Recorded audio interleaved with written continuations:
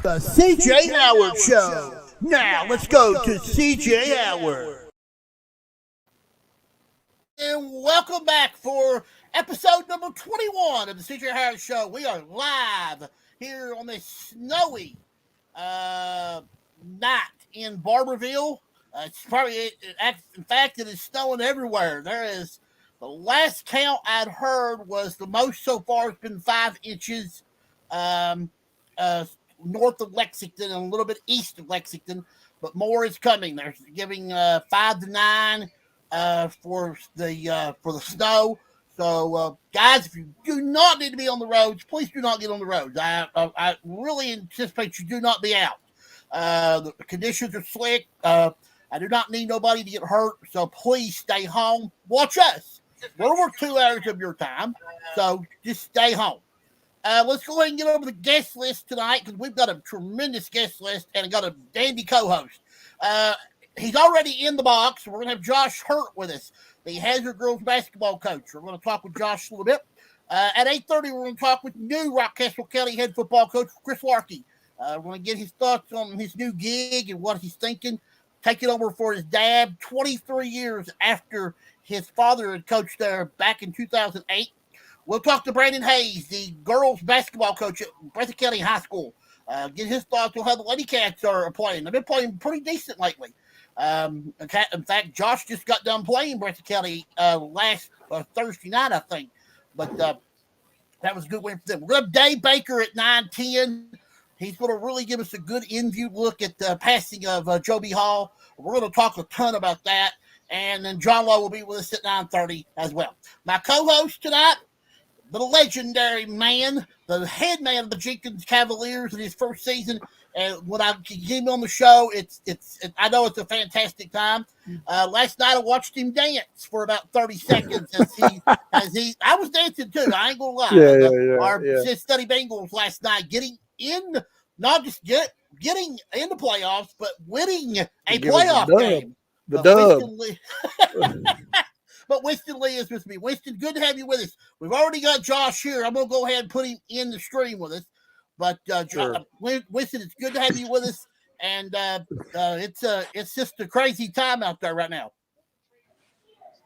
What's up, Coach? How's it going? It's going pretty good. What's going on, guys? Now we've got the head basketball coach of the Lady Bulldogs, Mr. Josh Hurt. Josh, thank you for joining me here tonight. I know the weather over that direction pretty bad. I know I've heard about 3 to 4 inches of snow so far. But tell me about the conditions over that way. It's not hit us as bad yet as a lot of other people, but it's starting to come down right now. Roads are starting to get slick, starting to get covered. We've not gotten it as bad as like Corbin, London, those areas, but it looks like it's on its way. Yeah, we're here in Marvel. We've already got 4 inches probably out there, I would say, and it's still coming down. We're going to probably get another 2 or 3 tomorrow. So I think we all wind up. Some will get 4, some may get 5, some may get more, depending on where we're at. Coach, you've had a strange year. Most of it's been you've had to fight COVID and injuries. You've had a ton of injuries, and COVID just hit you at the wrong time. I was noticing that you had to you almost 2.5 weeks without playing a game. Tell me the stress that it takes on the coaching staff and the team to not play, not just because of COVID, but you also had some injuries too in there. Yeah, Anytime you have a long layoff like we had in December, it is a little stressful. You're getting behind. Everybody else is kind of progressing, getting games in, and you're just kind of sitting at home. And then the injuries are another thing. Our injury bug, illness bug is and just keeps biting us. It seems like Hannah Stidham, probably my most experienced player. Before the first game, she turns her ankle, something horrible, and she's out 5 or 6 weeks. But she's on the mend and she's getting back in there. And then again, we've just had a lot of kids out due to not necessarily COVID, but other illnesses, and not been able to contribute at times. And it's been kind of a just a ongoing battle with those two things this year. Can I take a phone call, guys? I think I heard my phone ring. Hold on just 1 minute. Let's see if we can't get. I think we got a phone call here. If I can get him on the line. Okay. I think it was Ryan trying to call me, so he'll call me back. But he'll call you back. Yeah, he'll call me back. Trust me. I always like when Ryan calls. He's got interesting questions. Winston knows that for a fact. So does Josh. Yeah. They both know Ryan has always got something interesting to tell us, and hopefully he'll call us back. Coach, once you started playing, you're starting to get a little bit more, I guess, better. I mean, you're improving. I see your scores are going up each game that you play. But you do, I mean, people do have to realize you got a young basketball team. You probably have got, you could correct me, probably between 8 and 10 7th and 8th graders on your team. You only got, 5 or 6 high school kids. Yeah. We, at practice one day as a joke, we just kind of sat down and we took the average grade level of all 17 kids that we have playing, and it was 8.2. So, wow. Our average grade level is an 8th grader. But we don't use that as an excuse. Our record is what it is, and we just got to go out and play. And you do have to recognize the fact that you're a really young team, and you kind of got to let that be part of your patience and your process and everything. But at the same time, we tell the girls, don't wait for your time. Don't wait for, until you're sophomores and juniors to go out there and say, all right, now we can play. Try to play now. And then the girls have done a real good job buying in. And our older kids on the team, the high schoolers that we do have, do a really, really excellent job of being leaders and being patient with this process and helping our younger kids out. And it's really shown. We've had a lot of, some of those grade school kids have played really well for us at times. And, we just, right now it's just kind of tough sledding, but that's part of it. We just gotta go through it and be patient and know that there's better things, on the horizon. I think just getting out on the floor and playing is what's important right now. I've noticed you played a lot. You got to go to Gatlinburg. That had to be a good thing as far as a team bonding thing. Yes. Then you come back home and then you play. You ain't played a home game now. Tell me if you ain't played a home game since December the 2nd. Is that right? Well, we actually had one yesterday. Okay. We played Whitley County at home. You've only played 2 home games. 2 home games the whole year. That has to be frustrating too, because you spent most of the time either sick, hurt, or on the road. Mm-hmm. It has been. It's been. I think a lot of people try to, coaches, due to weather and stuff, they try to get them home games in, early as possible and get, the majority of them in that December month. But we did, and then COVID hit, and it was just, it is what it is. But we've been able to reschedule some of them, and we'll play them on the back end of our schedule. And next week we've got 2 weeks. We got maybe they're either 1A or 1B, and Letcher Central coming in Tuesday, and they're a really tough team. And then we'll play Prestonsburg again on Saturday, so we'll have 2 home games this week, and looking forward to both those. I hope you get to play 2 home games, Coach. I mean, yes, the weather's not looking favorable. I mean, the weather, and Winston's going to be in the same boat here, Coach. This is not, I don't know if many people are going to get much in this week, because I know the fact probably the next 3 days, there probably won't be anything coming or going, because with the way the weather, the temperature is going to be so cold, it ain't going to melt none of this snow. And then, you know, I'll take Leslie County for example. We've got Owsley County Tuesday night at Owsley. That will play. Your boys are supposed to come to Leslie County. I doubt that'll happen. We're supposed to go to Breathitt on Wednesday night. I don't think there'll be much, because they're giving another snow Wednesday and another snow Saturday. So I think this week's going to probably be like, it's not going to be good for anybody. No boys teams, not girls teams, not anybody. But if you can't play games, you don't want to risk your girls' lives or injury, but you got to try to practice a little bit if you can't play. How are you going to be able to do that if you can't get these games in? Because it is important to know that the weather is going to play a huge factor in this week. Yeah, it does. And, one of the things that we're fortunate about, and Winston may be in a similar situation that we are, the majority of our kids, we do have, some kids that live quite a ways away from the school and stuff, but, majority of ours live right close in town. That's usually the first roads that are taken care of and everything. So we might not be able to play those games, but we do have a little bit of an advantage being able to get the majority of our girls to practice. Like I said, we do have those that live out away from town, but the majority of them live right here. And we are fortunate enough to be able to get in the gyms a lot of times when other teams can't.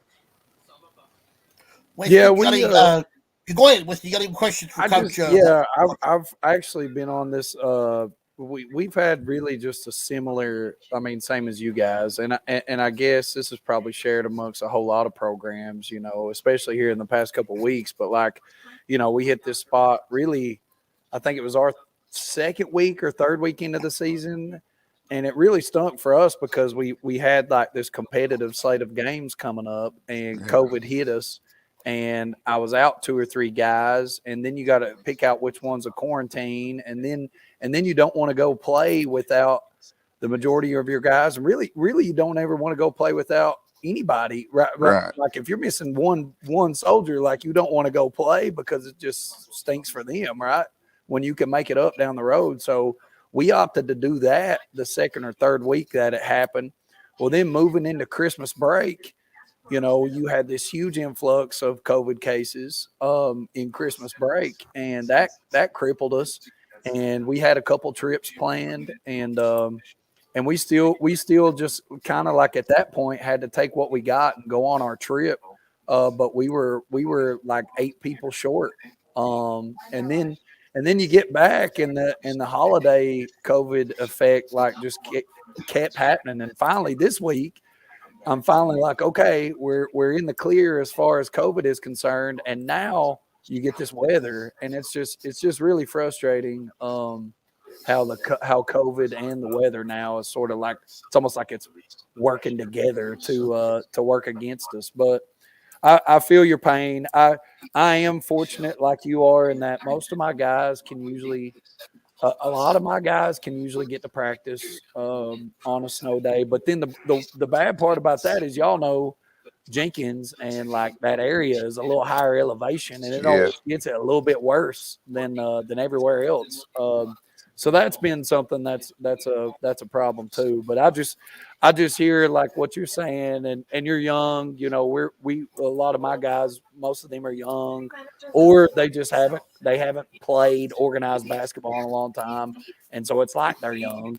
So I share a lot of the same things that you've been going through this season. So I would keep plugging, man. Keep plugging along, right? All we can do is like I keep telling people, man. We can't help a whole lot of things, but we will continue as coaches to put our head down and keep working. And I know that's what you're doing over there, doing good things. Yeah. Well, I think Josh has done a great job considering what circumstances doesn't work under. I mean, a lot of coaches especially it's good to have a veteran coach like you with a team like this because you're able to make them you get them to understand what the concepts of injuries and the flu and games being canceled and what it takes to go through the things the daily stretch and I think you're just the perfect coach for it and you're I can just see in the games you're playing you are getting better and you are improving. You just got to keep you. It's not what you do now. I've heard Coach Sparks, Coach Baker, Coach Honeycutt. I've heard all the great coaches say this. It ain't what you do the first 3 months. It's what you do in March or what you do in the last week of February. Because if you ain't around in February, that means you ain't going to be around in March. And so, I mean, what you're doing the first 3 months are to get your teams ready, prepare for district, prepare for region, prepare in case you get to go to state. And I think you're just the perfect coach for this team. And I just keep, I know weather's going to be tough this week. And the chances of you getting a game or two, if you get one game in this week, anybody in the Eastern Kentucky, they're going to be very lucky. Yeah. Because did you say you had Letcher's supposed to come on Tuesday? The 18th, yes. Letcher's supposed to be the hazard. I saw a couple of them. I've been trying to keep up here with people that's watching. They must be they're trying to see if we're going to talk about game plan, I think, here. But I saw that I saw Coach Keith Baker is watching, and I want to shout out Keith, man.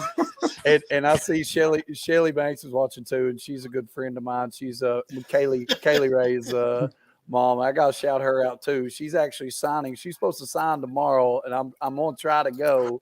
I don't know if I'm allowed to tell where she's signing. I don't think you're going to make that. I hope you. Yeah, I don't think you're going to make that. It's supposed to be at the Grils, so I'm hoping to go. But she's an amazing athlete, and I always give her a shout out when I can. And Coach Keith Baker's done a great job here, especially this week. They beat Knott Friday night, and then turned around and beat Floyd Central team on Saturday.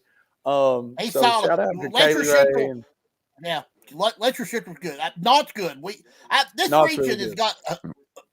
This region's got a bunch of good teams in it. It's just who's playing the night who's going to be ready to play the night you're playing. You look at. I'm going to use Leslie County Girls. They lost one of their top players back about 2 weeks ago. Iris Napier tore ACL. Easily Leslie County. Them girls could have laid down and said, "Okay, well I quit. We ain't got Iris. I ain't going to do nothing. We're just going to quit."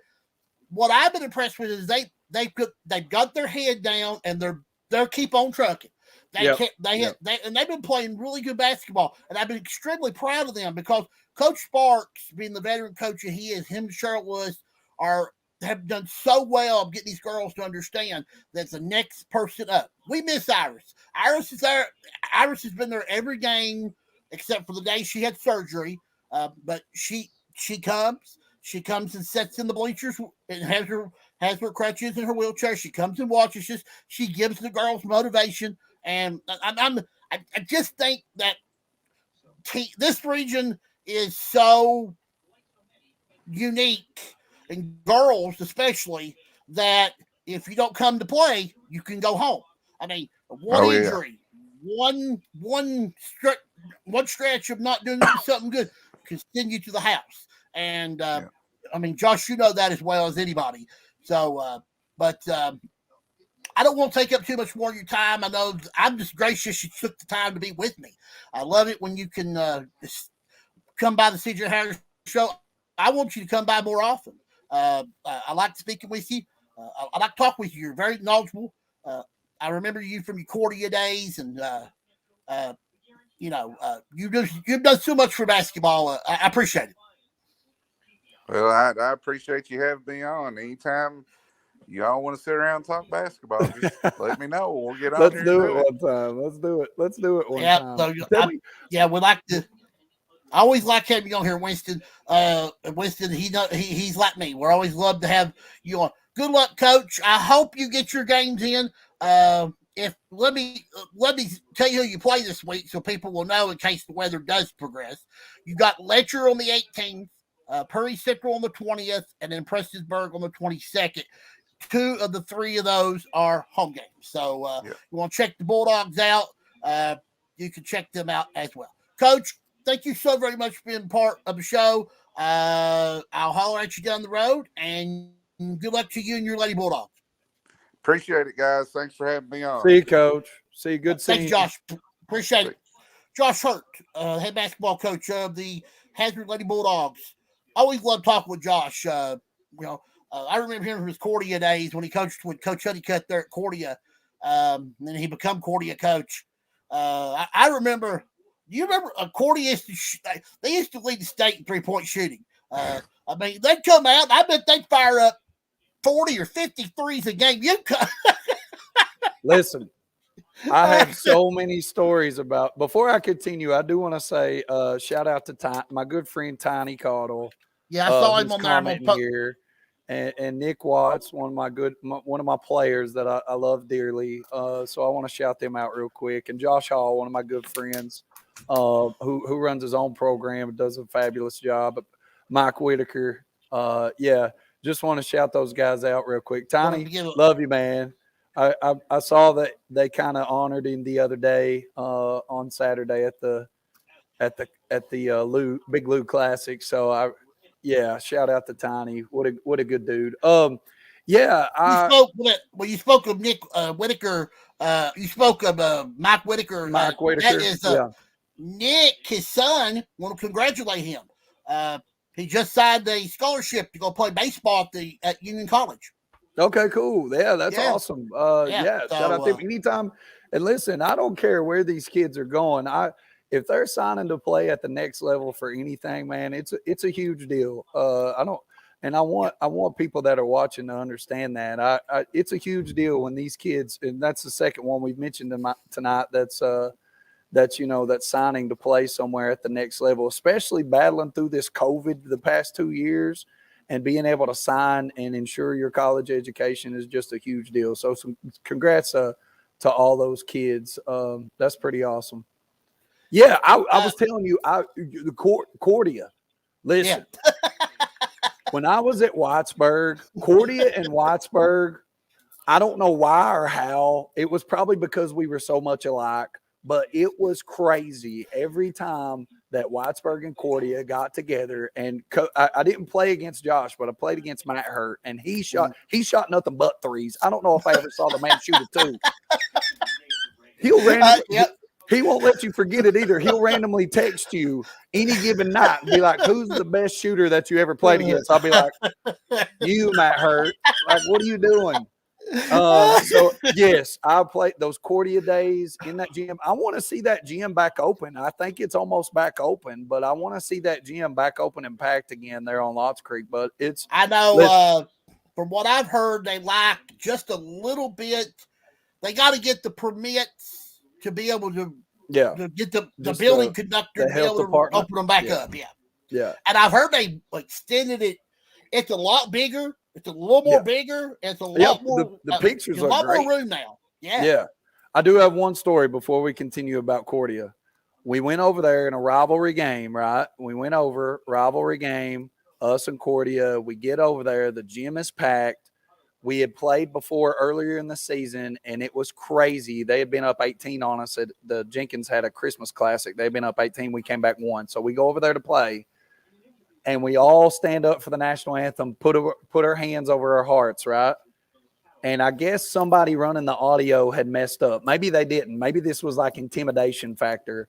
But over the intercom, you heard, "Dong, dong," and it was AC/DC, Hell's Bells.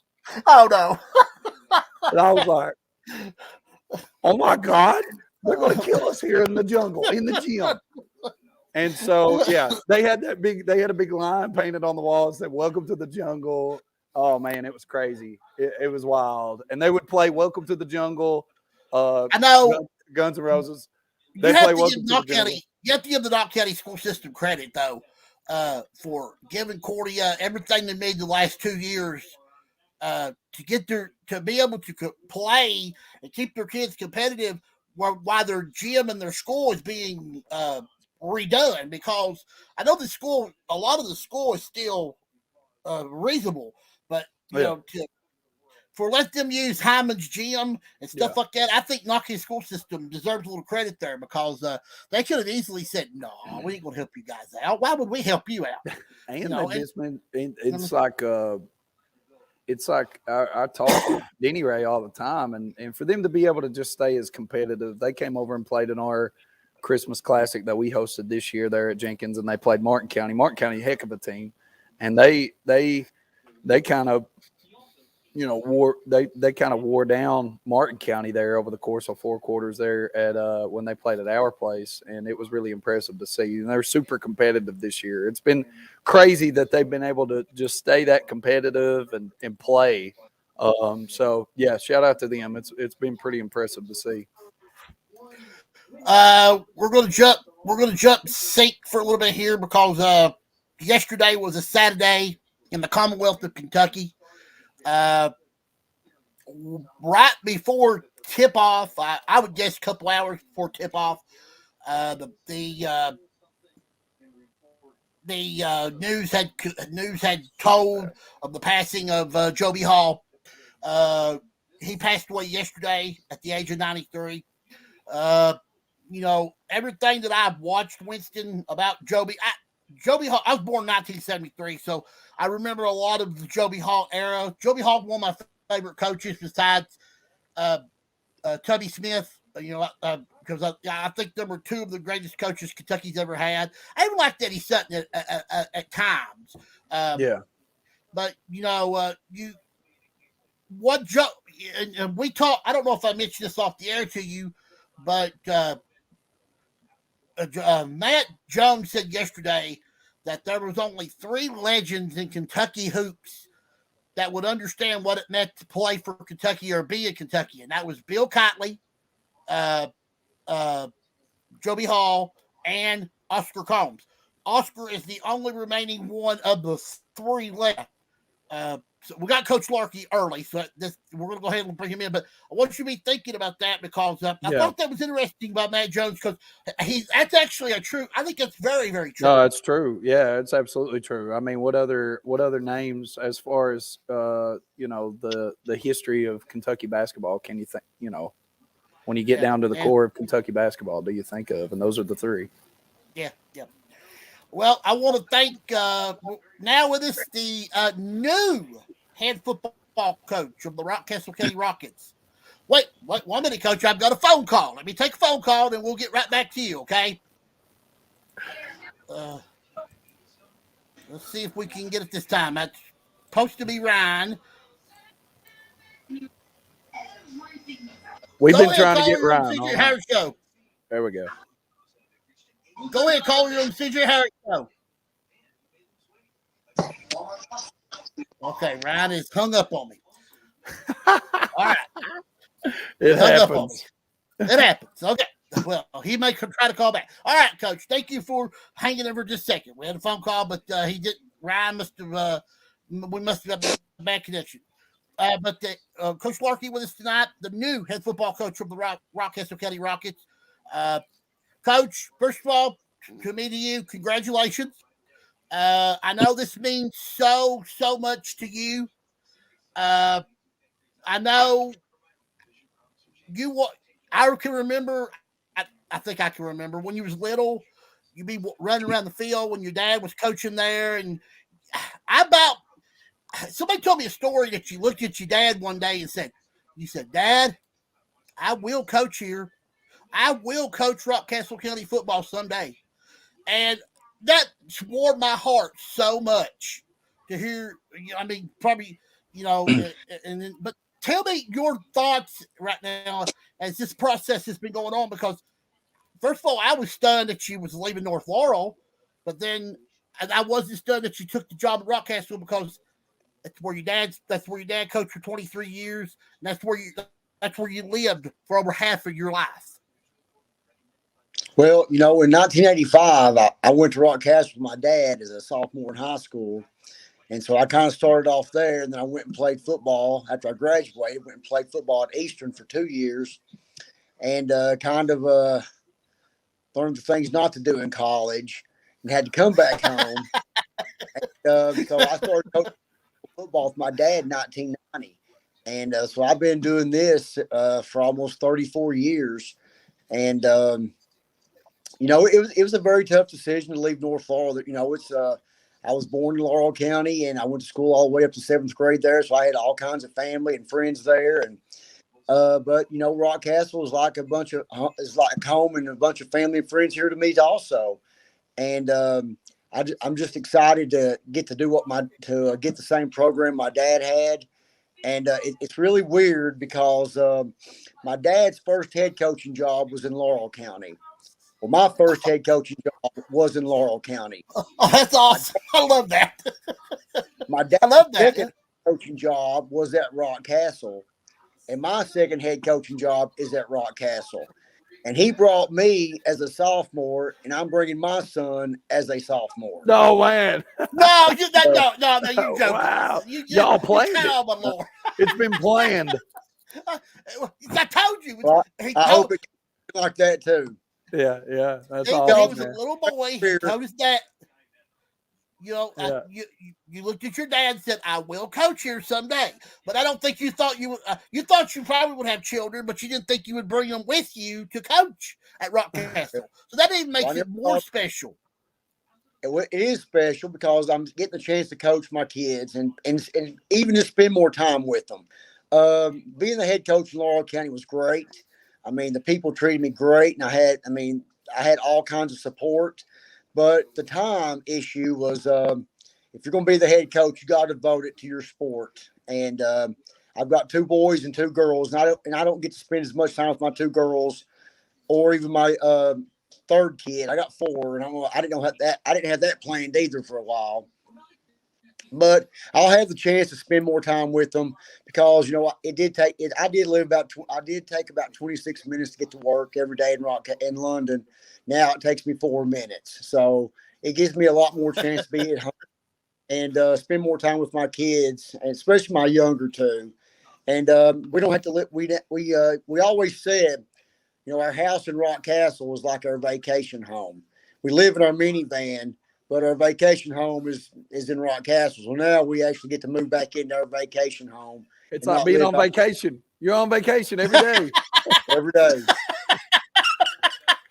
No, I really appreciate what you're saying about a lot of people from the outside looking in, that's not really ever coached before or coaching at the high school levels, like especially at a head coaching level, that or just any level of coach, depending on what you put into it. But if good coaches put their heart and soul into it, and a lot of times that means you sacrifice a lot of other things, and time with your children is like, unfortunately, it's like usually one of those things that you really have to decide between. And so I appreciate what you're saying about your children and being able to spend more time with them, man. That's huge. So I'm a huge fan of yours already, man, because honestly, I've got a 9-year-old daughter who's into other sports and stuff, and I've had to give up coaching other sports so I can spend more time with her and do more things that she wants to do.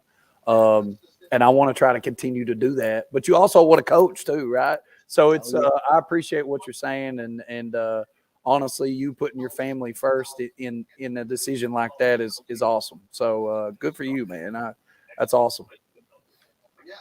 Well, I think that just like God puts preachers on the planet to help people and to guide them, and it's like I think He puts coaches in there also. I think yes, that God, absolutely.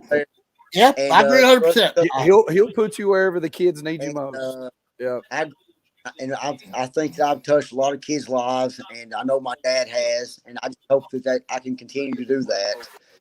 And, I'm great. I'm grateful. I got a great wife that loves sports. She wants me to coach. My kids want me to coach football. They love being at the games and watching me coach and being part of the whole program. So that's great. And I also love going and watching them play. I mean, and so it's tough sometimes because you got 4 kids, and certain days y'all 4 have a ball game. So me and my wife are split up. Sometimes 2 kids get neglected. Usually the oldest, because they've had more time with us anyway. See, I've not had that problem yet. I'm working on that problem, but I've not had the 4 children problem yet. The only advice I would give to anyone is not to put your wife in charge of the concession stand. Oh, yeah. If you can help it, If you can help it. But that's awesome, man. No, that's great. Coach, That's awesome. the one thing I'm wondering is that you've been assistant coach for a long time at Rockcastle County. You understand the culture there. It's win, win, win, win. I have to give Coach Parkey credit. He spent from the when your dad retired and he all the way to this his last season. You know, he impressed the pretty. He kept Rockcastle really kept the program going. I think now with you there, I think you're even going to step it up even a bigger notch because you understand as being an assistant coach there before what it takes for Rockcastle County football to be successful. Because you know you guys are in a district. This will be the last year you'll be in this district, but it's got 6 teams in it. Then you'll have realignment, and I don't know what realignment will throw your way. But talk about that a little bit because the North and Rockcastle are 2 totally different programs. It is, you know, and in North, you know, you've got 2 high schools, 2 middle schools, and you've got 13 elementary schools. At North, we've got 6 elementary schools and a middle school where we got to always compete with South. And it's always a big battle on basically fundraising. It's terrible on that when you have to compete with other schools in your county. And also, you know, you're playing one of the toughest 5A districts in the state of Kentucky. Oh, yeah. So in Rockcastle, you're the only school in Rockcastle. So, you know, Coach Parkey is a good person. He's a good guy. I coached him his junior and senior year. And I've coached most people in Rockcastle County. And my dad's coached probably 90% of anybody that's played any sport in Rockcastle. So I know all the people. And I'm just trying to get all the people back involved that's not been involved in a while and keep the ones that are involved. And just hopefully, you know, we can I just want to get Rockcastle built up like my dad did. And, you know, I thought Coach Parkey was a great person, great coach, and he did a lot of great things for Castle. And, you know, just certain things happen, you know, for whatever reasons. And so it just opened up the door for me to come back this way. And I did. And I just hopefully I can, you know, keep improving it and making it better than my dad had it. And that's going to be a tall task. I have been to several Rockcastle County games in my life. That was one of the places that gave me the most chill bumps that I've ever watched a game. When I watched you guys come out of that locker room and you run down that little runway there to come onto the field, and you got those fans there, and they're just so, they're so fired up and they're so pumped, and it's like. At one time when your dad had you was going state finals, state semifinals, the crowds were so big there. People they couldn't fit everybody in there. They had to turn people away. And I was there when you guys played. Oh Lord, I can't remember. I come with Coach Kugler. We come and watched you guys play. You were still the coach. I believe it might have been Highlands. That was the biggest crowd I've ever seen on such a. I guess the average size field, because your guys is not. What's your capacity there? About 3,500 or a little less than that. Still got concrete bleachers and some metal bleachers, and we still put on grass, and it is a great atmosphere. We run down the hill and touch the rock, and that's what got me. Awesome. That's what gave me the chill bumps when you. That's awesome. Yeah, that's a. Winston, if you ever get the opportunity, you especially now need to go check out a Rockcastle County football game because I have a good reason to go now. I've seen highlights of the players touching the rock. I guess I've seen that. I feel like, but I've never, I feel like I'm so far away from Rockcastle, but I've seen those highlights before of the guys touching the rock. I think that's super cool. I love it when a school hangs on to a tradition like that. I think that's super cool. I love to go watch a game. We'll go watch a game.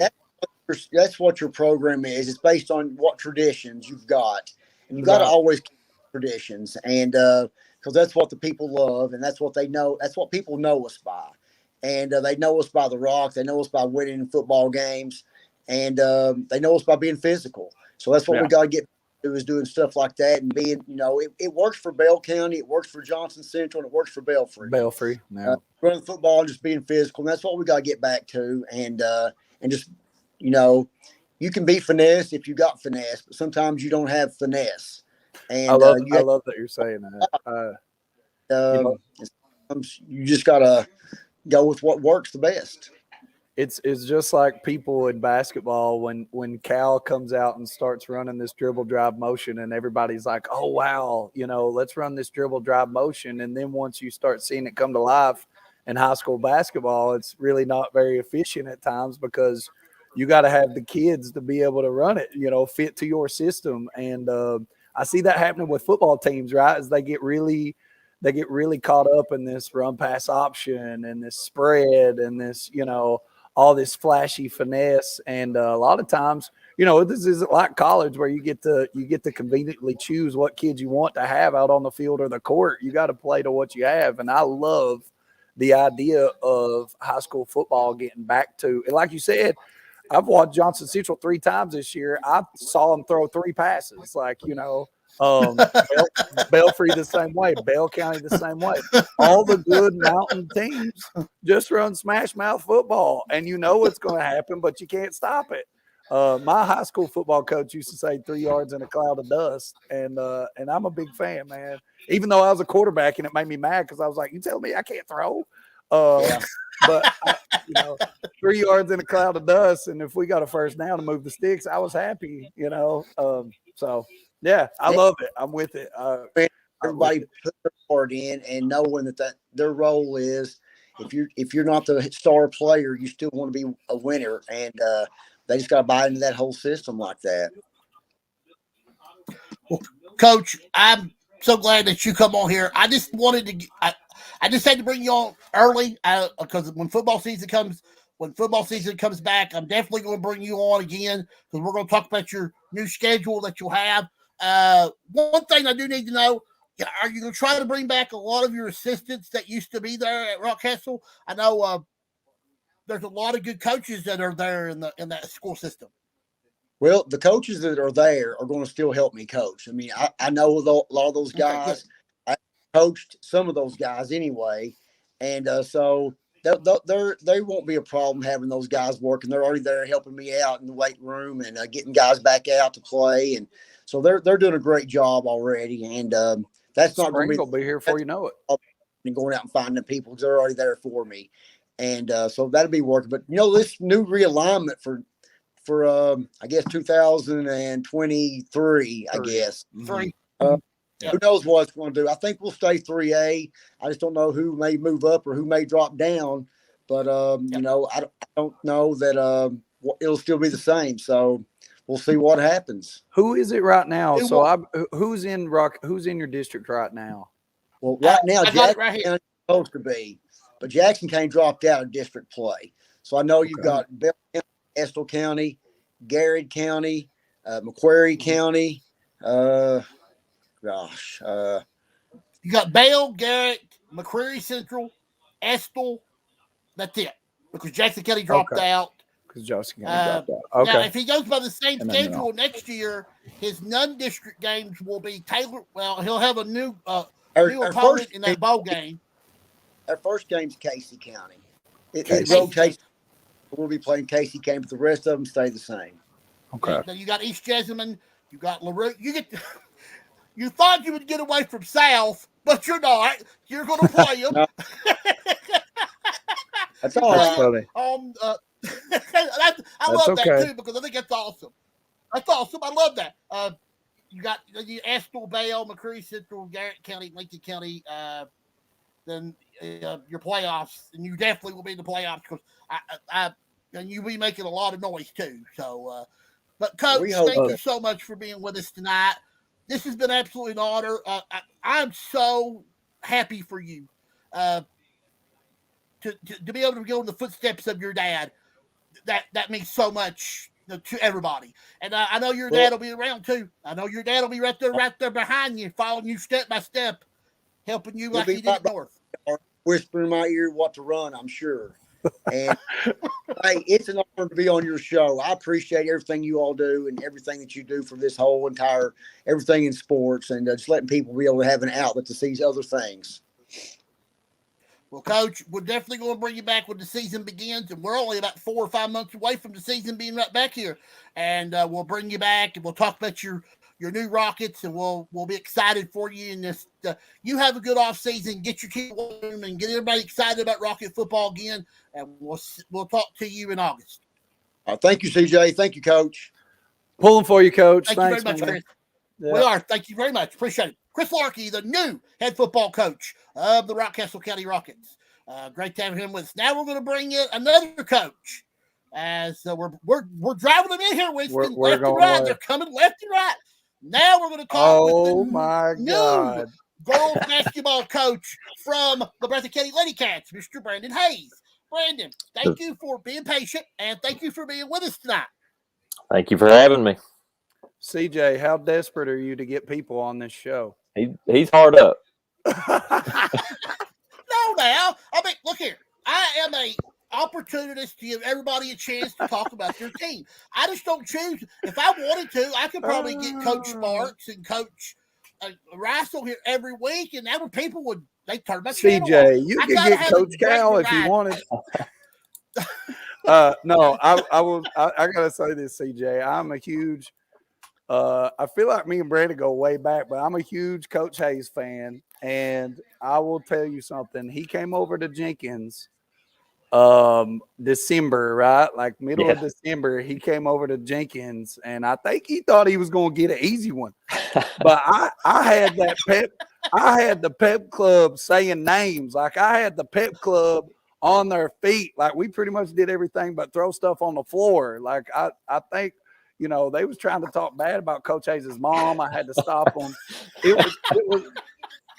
It was a wild environment.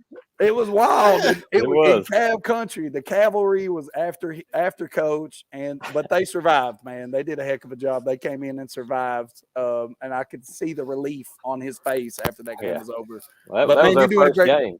Yeah, y'all been doing a great job. Now y'all are rolling, I guess. Now, huh? We're getting into it. We're finally starting to get into the flow of things as much as you can with, you know, COVID the way it is and the big snowstorms that we've been having. But yeah, we adjust and keep plugging along. Coach, your team is getting better. I see it. We played you guys twice already, and both games. You know, the first time, you know, we were coming off after we come back from Corbin. I mean, you guys played as well then. You really gave us a handful in the All-A.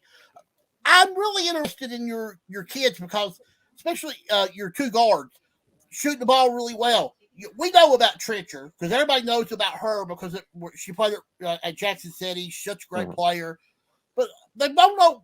A lot of them don't know about your other kids because Breathitt County's had the bad fate of having 4 coaches in 5 years.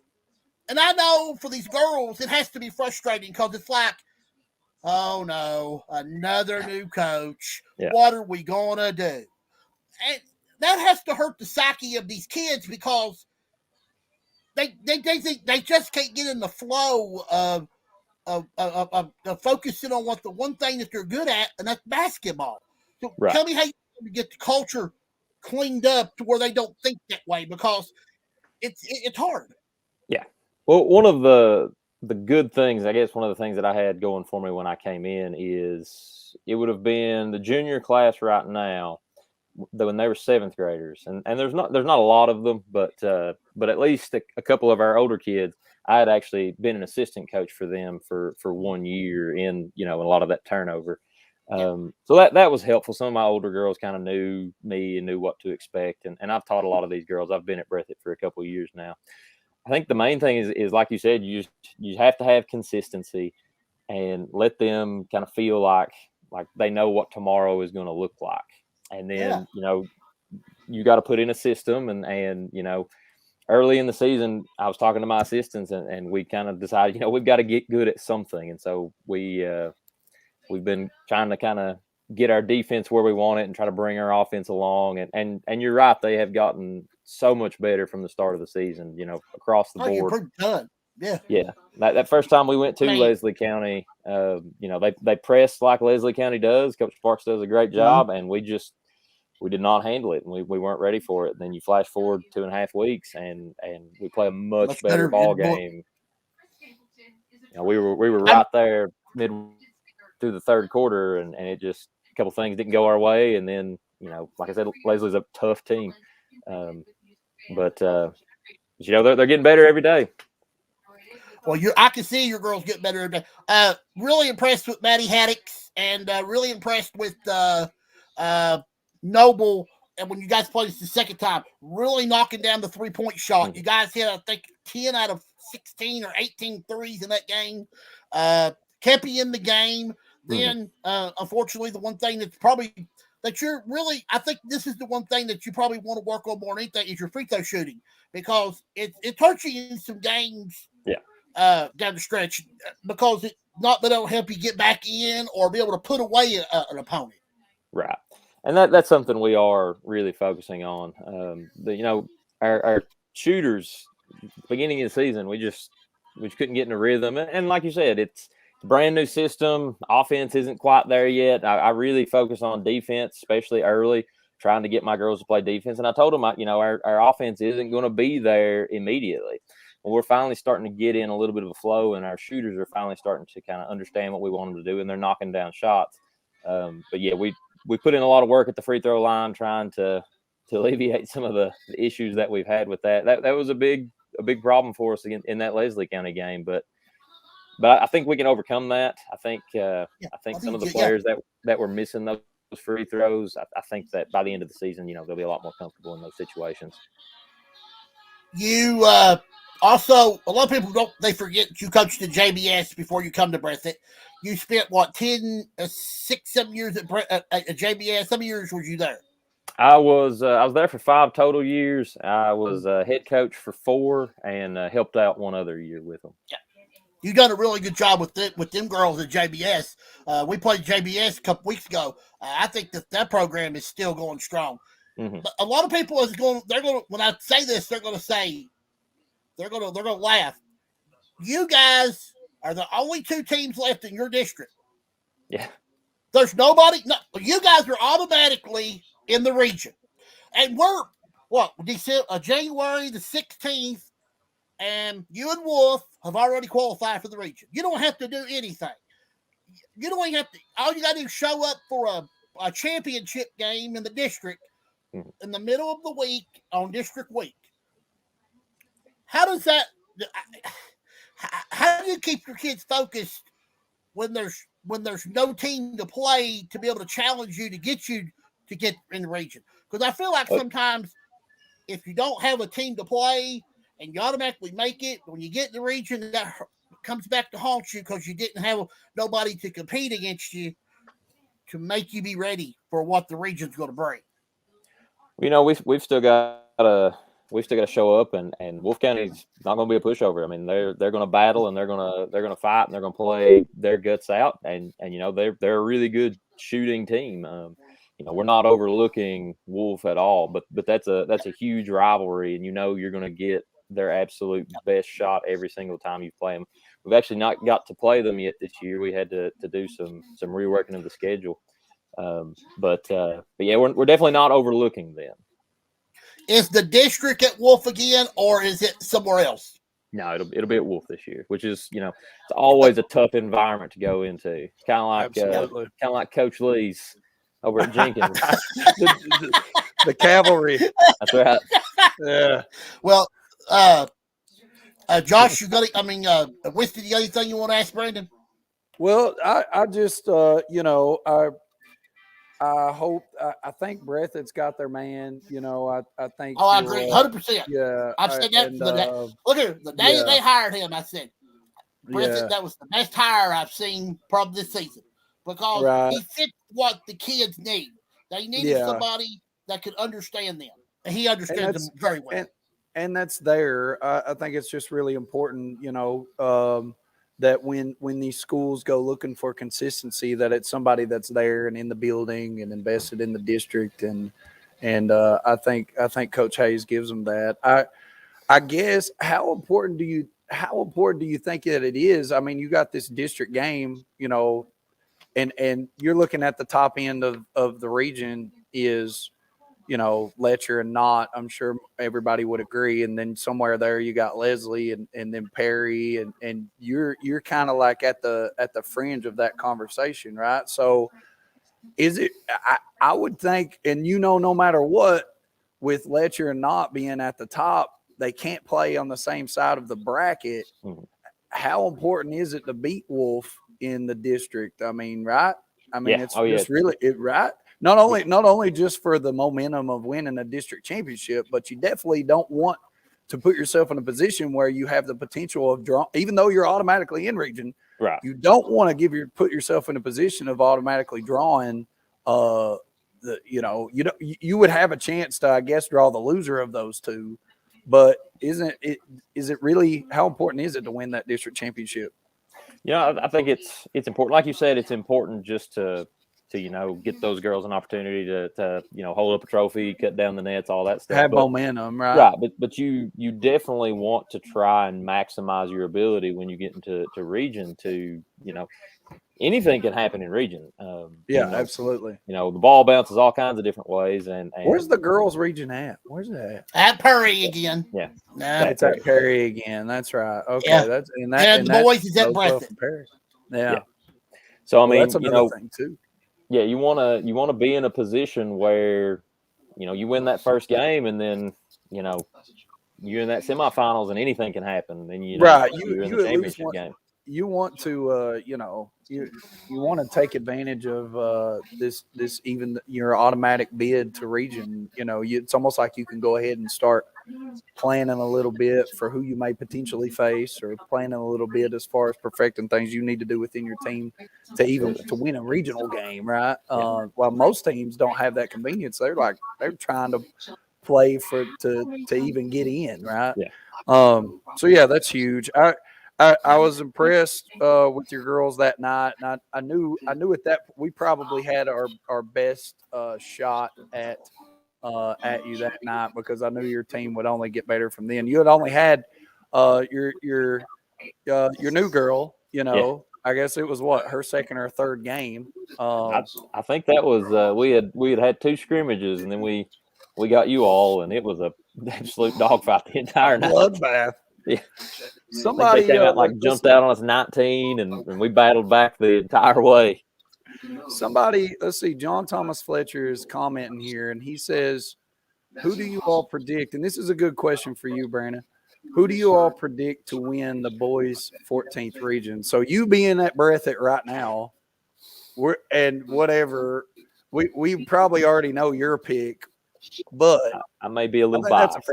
That's a fair question for you. Do you think it's like run away in the bag though? Like who do you think could beat them? Well, Perry is a scary team. And like we said just a little bit ago, I mean, you come out and you have one bad night, the way high school and college basketball is, then you go home. I think our boys have a really good shot. I've been in the gym, I've played with those guys, I know what they're capable of. They've all got good heads on their shoulders, but they're going to have to play, and I think Coach Noble will definitely have them ready to go. Again, it depends on how the bracket shakes out, but it would not surprise me in the least if it was Perry and Breathitt in the finals in a big battle. Yeah, that'll be huge, and I think it was huge for Breathitt to be able to hang on to the home court, right? Yeah, I mean, that was a big deal. My freshman year, it was Perry versus Breathitt in the championship game at Breathitt when Daniel Combs was a junior. So hopefully it can bounce differently this time. Yeah. Hopefully the ball bounces different for the Bobcats now, right? You'll have to remember that year when Daniel was a junior. That was the year they also played Hazard at Leslie County, and what was the biggest game in the history of the 14th region. And you can see many highlights and videos of that game when Hazard and Perry Central played. But Was that the shot heard around the world? Yeah. yes, yes. Dan's made me watch several of those games when we were in college. We had to live through the Breathitt getting beat both times. I've watched both of those. The next year we met them in the semifinals. So I didn't think about this, but me and I played with, we called him Cy Combs, but I played with Daniel while I was at Alice Lloyd, and though me and you didn't get to play together, I guess you also got to play with Daniel. He was gone for a couple of years. I think I came in as a freshman and you graduated the year before. I just graduated. Yeah, but, I just graduated. But Dan then came back maybe that next year. And so he made me watch those games again. Oh, you know what? Awesome. I want to say one thing about Alice Lloyd. Scott Cornett's done an unbelievable job. Killing it. They're killing it, man. I watched them play Eastern, and Eastern was going to beat them pretty bad anyway. But I don't think I've ever seen a group of boys play as hard as they play. No, I heard AW had to call timeout. He had to call timeout. They were down, and coach had to call timeout and be like, "What y'all doing? We're getting beat by Caney Creek. Y'all better get it together." Yeah, I'm just sad they waited to build that big new gym until after we left. Yeah, I know, right? I know. Yeah, well, listen, I'm telling you this up front, CJ. This is real. 2 of the best undersized big men to ever do it on Caney Creek, right here on your show, right now. Coach Winston Lee, Coach Brandon Hayes. I believe that 100%. You need somebody to take a charge. We're your man. The beginning of the stretch 4. That's it. The beginning of the stretch 4, and I couldn't shoot. Brandon, I have 15-foot man.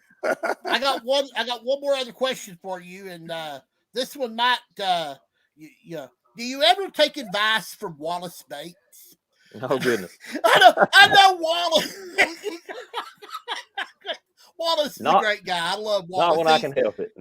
No, you can help it. But he's trying to always slip a little something in your ear. Oh, baby, because, I mean, so a lot of people know Wallace. He used to be the head basketball coach at Breathitt. Used to be at Jackson City. He's a great guy. I love it when we come to Breathitt County. He's over there.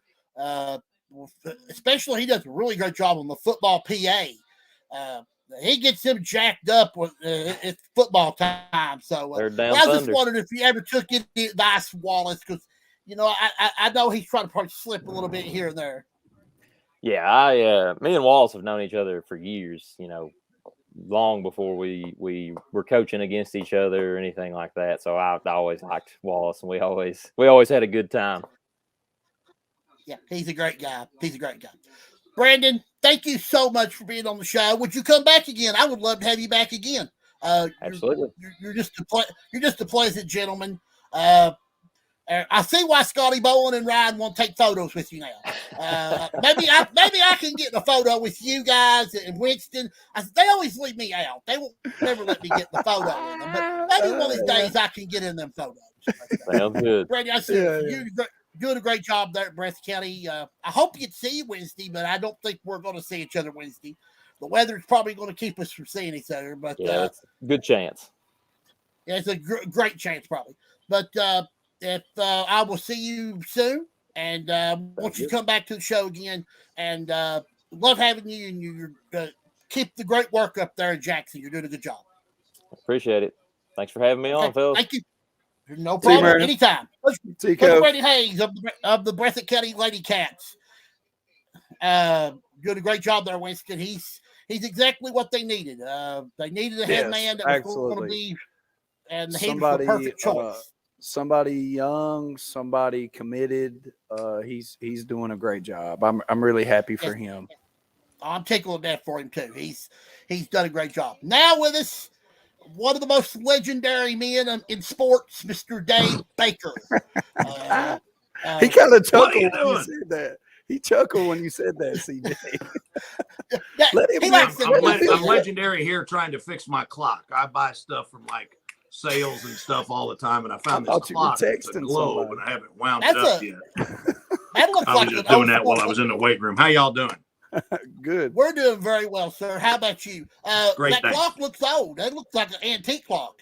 I think they said it was like a 1940 something. I don't have anything up here in the office, but I collect old radios and have got a 1936 Crosley and another one that's still just come in crystal clear. I've got one in the office and one downstairs.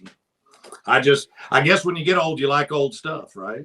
I don't know. I'm a man of history. I'm not that old, Dave. That's exactly right. That's what I see it as, is history. Yeah, absolutely. Yeah, you man of history. I like that. What are you watching? What's the score? Are you watching the game? You're watching the Steelers. It's nothing right now. Pittsburgh and Kansas City. Okay. All right. CJ's distracted me. I can turn that off. I'll turn that off. That's probably distracted in the background there. Well, actually, CJ's kept me distracted. I've not been able to watch it. I watched the end of Niners and Cowboys, which I was happy about, but I hadn't even checked the score of Big Ben's retirement. That's the way that thing goes. Cowboys have played well all year and just didn't play their best game today, and they'd be done. Yep. Just like I told Dallas. They just, when it come time to play today, they just didn't get the job done. I thought they were 49ers, though, are a solid team. They're playing a lot better right now. Really hard. Dave, yesterday was a summer day. I will have to say this. Your guys' pregame show yesterday, and I would hope that it got recorded, because I would love for it to be replayed again, because it was some of the greatest stuff I've ever seen on a pregame show. And you're very kind. It's out there on the internet. You can go to UK Sports Network on Facebook or on Twitter, and you can catch the segments. But I'm glad everybody enjoyed it. It was a tough day, but you've had a lot of time to prepare for it. And as I said at the start of the deal yesterday, I kind of wanted it to be a celebration. I mean, there are people that we all know that got no retirement, right? Yeah. and Joe got 37 years. That's awesome. Of people loving on him and him able to love on them, and so it was a life well lived, and he got to say goodbye in the manner that he wanted to, and we'll certainly miss him. But we've got some unbelievable memories.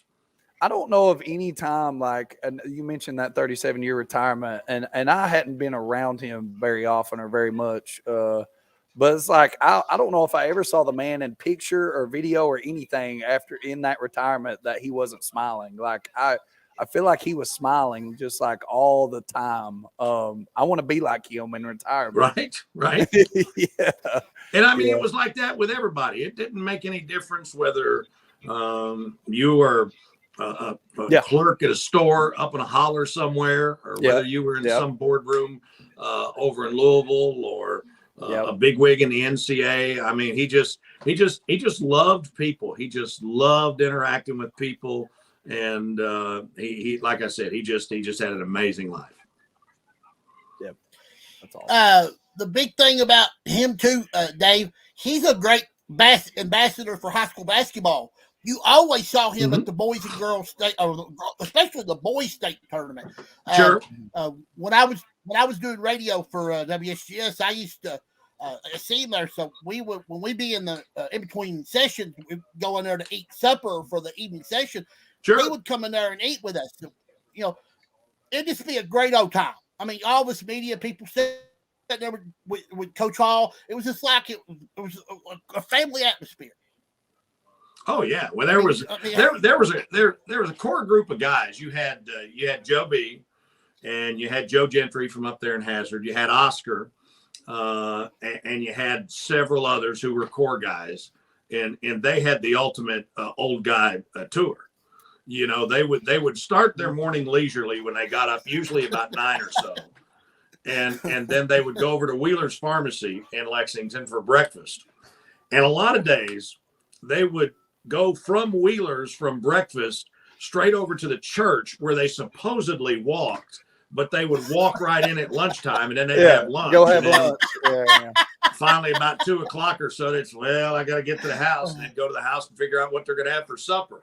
And that was a day for them. I mean, I'm looking for some of those days. That's awesome. That's a good story. That one's good. I heard Matt Jones say yesterday after the game was over on his call show that there was 3 iconic Kentuckians.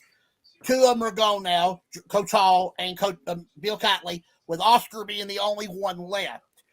Is that, you find that to be true? Because I feel like that right there's a great 3.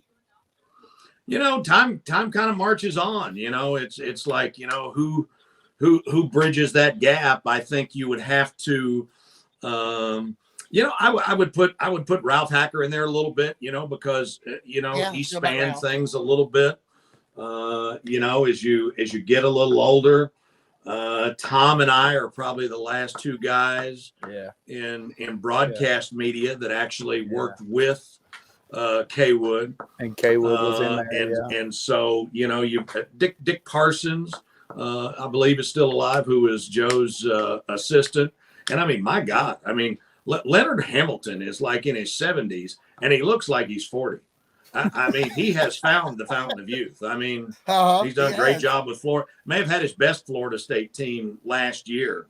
But, I mean, you look at what they've done, what they meant to the program, the fact that, golly, I'm trying to figure out. So how many years, I mean, really all of his life, you'd have to think that Joe was intimately involved with that program for easily, 75 years of his adult life. Oh my God. Kitely was there as the manager himself for 48 years. Yeah, that's unbelievable. I had looked at the years earlier. So I guess Joe B came to Kentucky as an assistant in 1965. Right, but before that, remember he played. Yeah, and then he played. He transferred out to Sewanee. Is that yes, that's right. That's right. So I mean, he dates back to the 40s. Fabulous Five guys. 40s, 48, 49. Right. That's right. wild. That's wild. Yeah, and I mean, he was always a guy that was a keeper of that flame. It's Joe was always so gracious and everything, but he lived in such a pressure cooker. I couldn't imagine taking over. John Shire's about to find out, I think, who's getting ready to take over Duke for Coach K in this world of social media and everything. Yeah. But when Joe retired, Joe was, I don't think you would have used the word beloved. There were a lot of people that thought the game passed him by, as great of a career as Denny Crum had. That same stuff was going on over at Louisville when he finished up. Right. And it bothered Joe, but he never showed it personally. He never let it jade him or anything after he was done. And he became much more popular in the latter years of his life than he was when he retired. But he just did things that people just didn't do. He'd go fishing with anybody. He had his number in the Lexington phone book. I mean, in the days before cell phones, there's only one Joe B. Hall in the Lexington phone book. Could you imagine Cal having his number in the Lexington phone book? Right. But you could get him in the phone book. We had the night he retired, of course, they lost to St. John's in the West Regional Final out in Denver. And that was the year that the Final Four was here in Lexington in 85. So everybody was coming back here for the Final Four. And I had gotten a call from one of his dear friends who's no longer with us and said, listen, if they lose tonight, he's going to retire. And I want you to know. And so, you can get anything on the phone now, right? But it was a big deal to get like a news conference and stuff in that day. So we called CBS. We went on and reported it, and people were hammering us and saying that wasn't going to happen. And, we got CBS to carry that news conference live. He actually did it in the last segment of K-Wood's show. And then the Final Four was that next week. And we were doing special shows every night from like 7 to 8. And asked Joe if he'd like to join us, and he said sure. And I mean, here he was, the biggest thing in college basketball. This is before cell phones and everything. He'd be calling him, hey, what do you want to do tonight? What time? Where are we going to be? And he was just a prince of a guy, and he treated everybody that way. It wasn't anything special toward us, but he was just always that way, and it taught me an awful lot about how to deal with people. Well, and that's you think about how times have changed, and just for him to be able to do it in that way, even in that day of age. But I just don't know now that you'll see coaches remain loyal to those old programs that they coached at, or programs remain loyal to those coaches. I mean, it just seems so rare, then, but even more rare now, that he just was able to live and thrive and continue his retirement here near Lexington and be able to interact with everybody and live a good retirement. I was wondering about that in 1980. That was I guess I'm too young for that one. But I was wondering that surrounding his retirement. So I guess he was kind of forced It was out? totally unexpected. There was a little NCAA stuff going on, but it wasn't, it wasn't serious. But the fellow that called me was one of his longtime personal friends and a booster. And so I think I want to say they played like the second game that night. They played the 9:30 tip. So I get this phone call and again, somebody's trying to get a hold of me, and there's no cell phones and anything, So it's the old landline thing. They got to chase you down. Yeah. Right. Yeah. And so they're at the office. I mean, he catches me early in the afternoon, and he says, "Okay, I'm going to tell you something, and I need you to hear all of it." And when he told me this, I said, "Come on. He ain't going to do that." And, Joe had always said that he did not want to be an old coach. Yeah. And I don't know, what exactly motivated him, because certainly, he did well, but he didn't make the kind of money then that guys are making now. Yeah. But he just, it's like Cal says, I mean, how long can you survive under that spotlight? And Andy Kennedy, who was the coach down at Ole Miss and who's down at UAB right now, he played for the great Gene Bartow. And Bartow was the guy who uniquely knew what Joe B went through, because Bartow was the guy they hired to follow John Wooden at UCLA. And he only lasted a couple of seasons. Bartow set me up down at Shoal Creek Country Club, too. It's the only time I've ever played with a caddy, but he was every bit the gentleman that Joe B was. And Andy said that Gene had told him before the UCLA thing, way back when he was coach. He's like, you know what? After about 10 years, it's just time to move on. It's just time. Yeah. Because most people have made up their minds about you. Right. The ones that like you are still going to like you. Yeah. The ones that don't like you, you could win the whole thing, and they're still never not going to like you. Yeah, absolutely. And as I've gotten older and seen more and more coaches, there's a lot of truth to that. Absolutely. And so, Joe was, I think he just had kind of this gut feeling and was able to go out on top, did some national broadcasting for several years, did all his fishing shows. He did some hunting too, but he was much more of a fisher than he was a hunter. And Terry McBrayer, who was a former head of the Democratic Party and ran for governor, that they were always in the outdoors together. And we've lost both of them now in the last couple of years. But, I think it was just one of those things where it was time, and, very few of us, no matter what it is that we're doing, get to go out on our own terms. And so at the time I didn't understand it, but as the years have gone by, I've understood it more and more.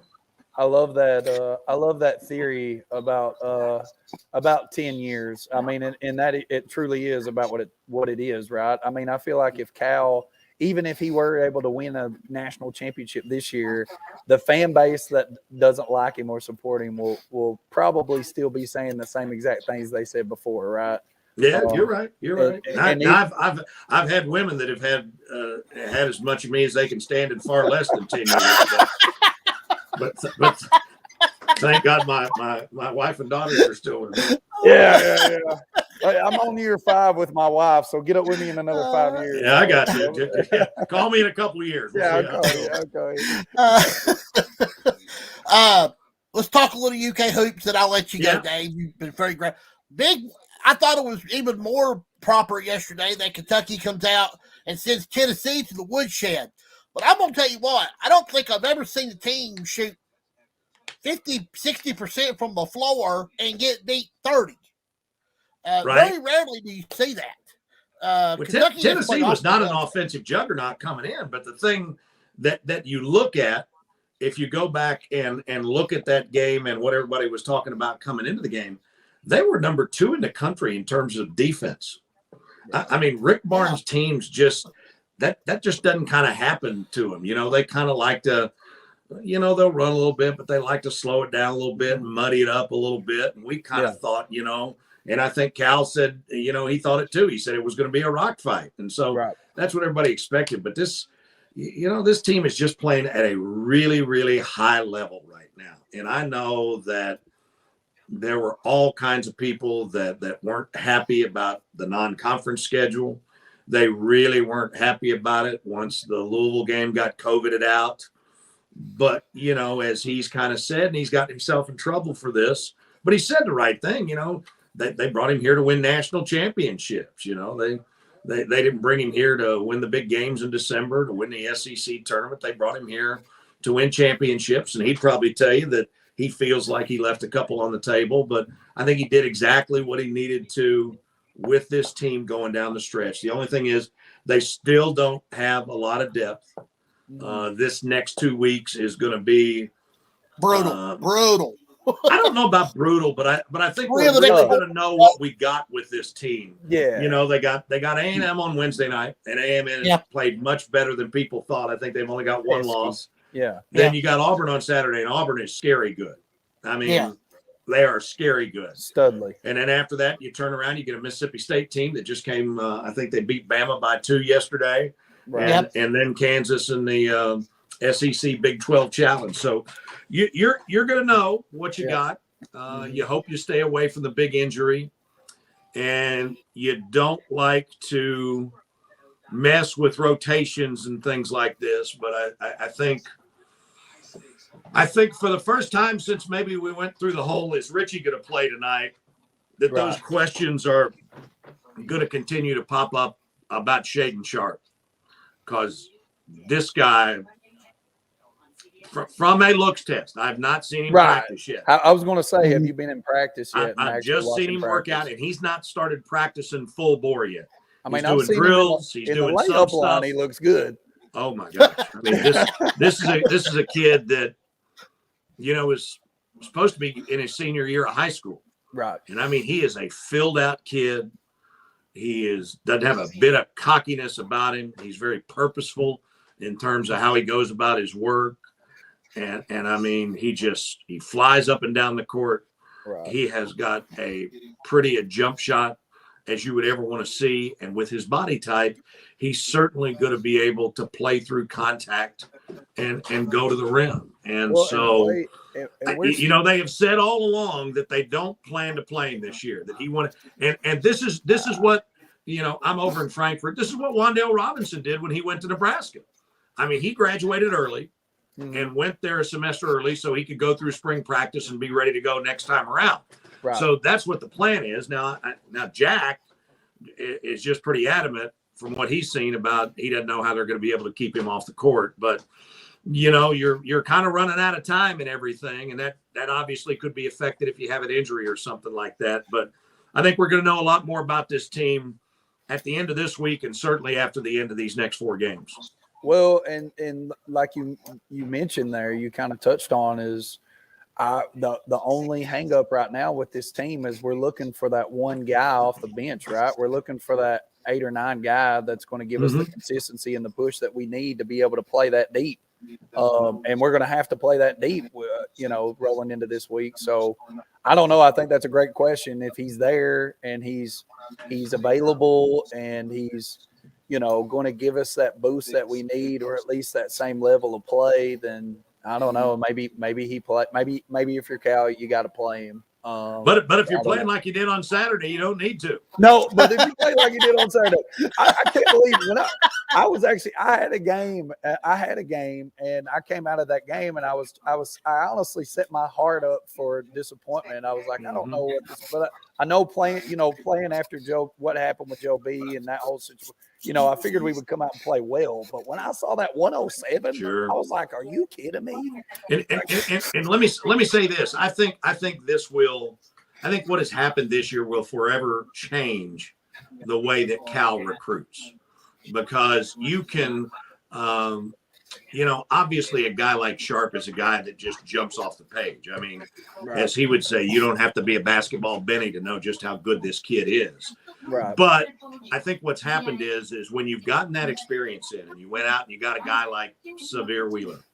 So you've got Xavier and you've got Mintz that can both play outside. And what it allowed Ty Washington to kind of develop normally.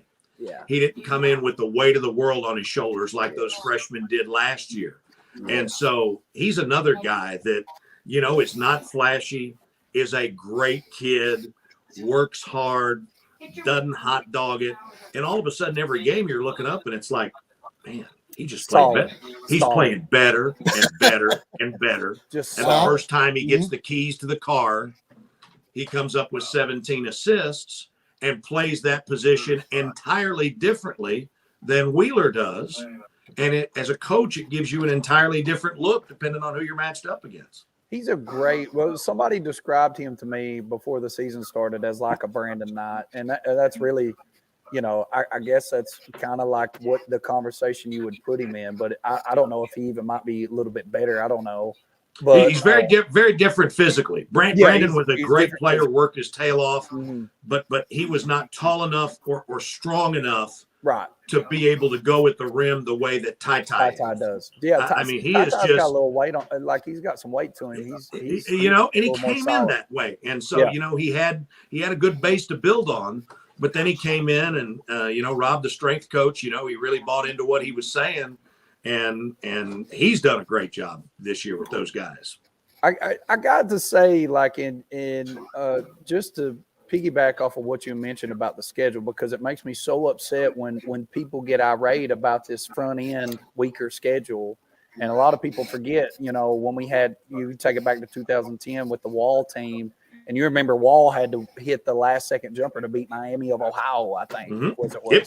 It's like when you get these bulk of freshmen, or at least some of these freshmen, or even if you get older transfers and you're trying to find this mixture of all of them, wouldn't you be almost setting yourself up for immediate failure if you're going out there and scheduling Gonzaga for your second or third game? Don't go back to 2010, go back to last year. Yeah, last year, exactly. You got this front end of the schedule that absolutely cripples you, and then that ripples down into the later, and you're never able to get momentum. Why not just go ahead and let's schedule a few that we know that we can rotate these guys, get them some quality minutes, figure them out, let them figure each other out, and then carry that momentum on to the tough part of your schedule. And I'm just more of a big fan. I'm not necessarily a big fan of that, but I totally understand where Cal's coming from, and I don't think it should even be a huge deal to the fan base. I just here's the deal. You look at what other folks do, and I'll give Mark Few credit. I mean, he goes out and he plays a pretty challenging schedule. I think that Izzo has always done the same thing at Michigan State.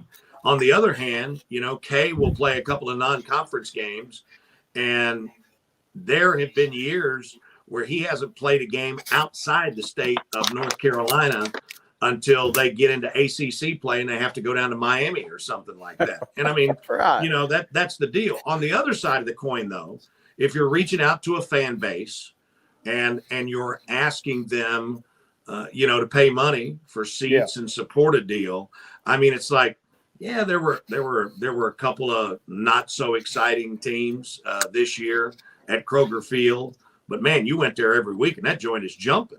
So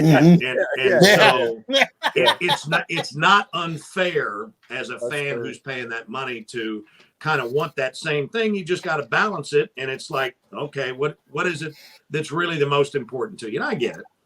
Yeah, I get it. And that's true. Maybe in the future, we just shoot for like one or two snuck in there, right? At home, especially, that we can get a bigger name in there too. The problem is that most coaches will not commit to playing somebody like Kentucky home and home.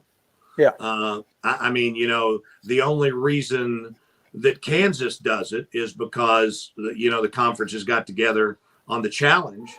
Right. But I mean, I think Cal and Few would do it eventually. But I would say this, if they ever scheduled, though, I think Cal would try to go to maybe some sort of bigger building around here and Gonzaga would try to do the same out there. You know, it's such a draw that they wouldn't necessarily want to do it in their home building. And I get that. And that's the other part of it too. The one thing that Cal said from the get-go that I agreed with was that you play NCAA tournament games in buildings like that. So the more experience you can get in a building like that, the more it helps you for the tournament. And I guess the last bad one he had that wasn't like scheduled like that was when they stormed the court there at Indiana. And I think that kind of shut the door on some of that stuff. Yeah, that was bad. I remember that one. My one question, Dave, is will we ever see the days again to when Kentucky will play at Indianapolis and Louisville against a non-conference opponent so that they can go out and play like they used to show off the team out in the state in Indiana? You know, I would like to see him do something like that. I mean, you know, you could, I don't know, depending on who it is, you could do something like that over at Lucas Oil, depending on, you know, where the Final Four was or something like that. But it used to be over there at I guess it was the Hoosier Dome that they used to do that Big Four Classic over there. And it was Kentucky and Indiana and Louisville. And I'm trying to think of who the fourth team was in there all the time. It wasn't Cincinnati because Hugs was crossways with somebody, but something like that was a great, you know, television doubleheader. The problem is that in this very competitive environment, you've got TV networks that are putting their own events together like that. Like all those tournaments you see down at Disney and all those things, those are all the ESPN events. CBS does the CBS Sports Classic out west that Kentucky plays in every year. They had that, I can't remember what they call it. I want to say they called it the Great Eight, but that doesn't sound right. They had that event that they played up in Chicago at the United Center that Kentucky played in a number of times, which was a really nice event. So if you could get somebody to agree on something like that's the kind of thing that doesn't help your home season ticket package, but that's something where fans could make a weekend of it. You know, you get 2 games for the one. Hopefully we'll see some of that stuff come back once we ever get rid of this darn virus. Yeah. No, and that's a great point too. I mean, it's only great for your, you know, for your team to get that neutral court tournament feel experience. It's just makes sense for your team and your fan base draw, and it's best of all worlds. Well, Dave, I love having you on the show. Awesome. I mean, you're the coolest guy. I mean, you and Brian Milam make my day when I can get you guys on the show because I can understand you guys. Milam would be so hurt if he heard you put him in the same category as me. He would be horrifically hurt. I think it's probably the other way around, Dave. I wish y'all were here because I don't feel like I do a whole lot well, but I do. I do make a good mess of soup beans, which have been cooking all day and are waiting for me downstairs. What? Well, I'm not taking any more of your time. Dave, thank you so much for being on the show. I know when I need you, I can depend on you. You'll be right here for me. Thank you so very much. You go enjoy the soup beans, and we'll see you down the road. Guys, you're the best. Thanks so much. Stay safe. Dave. God bless y'all. Thank you so very much. Dave Baker, the great Dave Baker.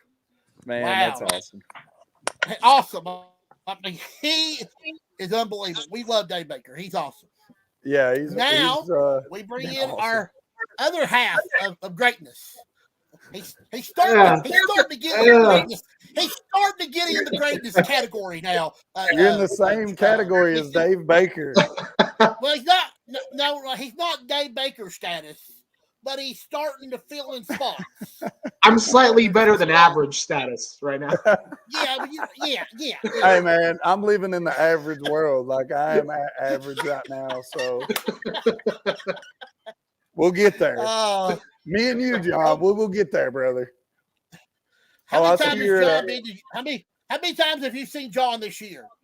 I've seen. Wait, when he came to it was the Owsley game. Yeah, he came to the Owsley. And you know what, CJ? I was so upset because our guys played good enough to win, and we get costly controversial technical at the end of the game, and we end up letting it slip away. I got Owsley coming to our place here in a little bit. Why'd John, you get a so technical? hopefully I get him back. I didn't get it. One of my kids got it.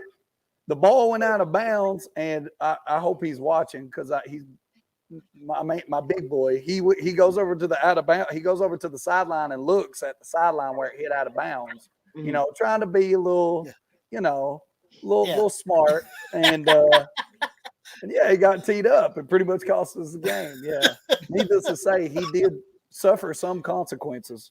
I figured he would. Yeah, I figured he would. He did. He did. We've got one tournament in the books. The 2A tournament got finished today before all the blizzard come. So,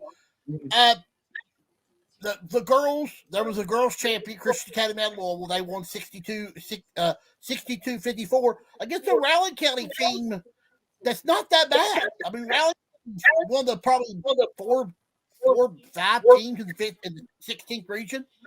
So that was solid. That Christian Louisville actually won that 2A girls tournament 3 straight years in a row.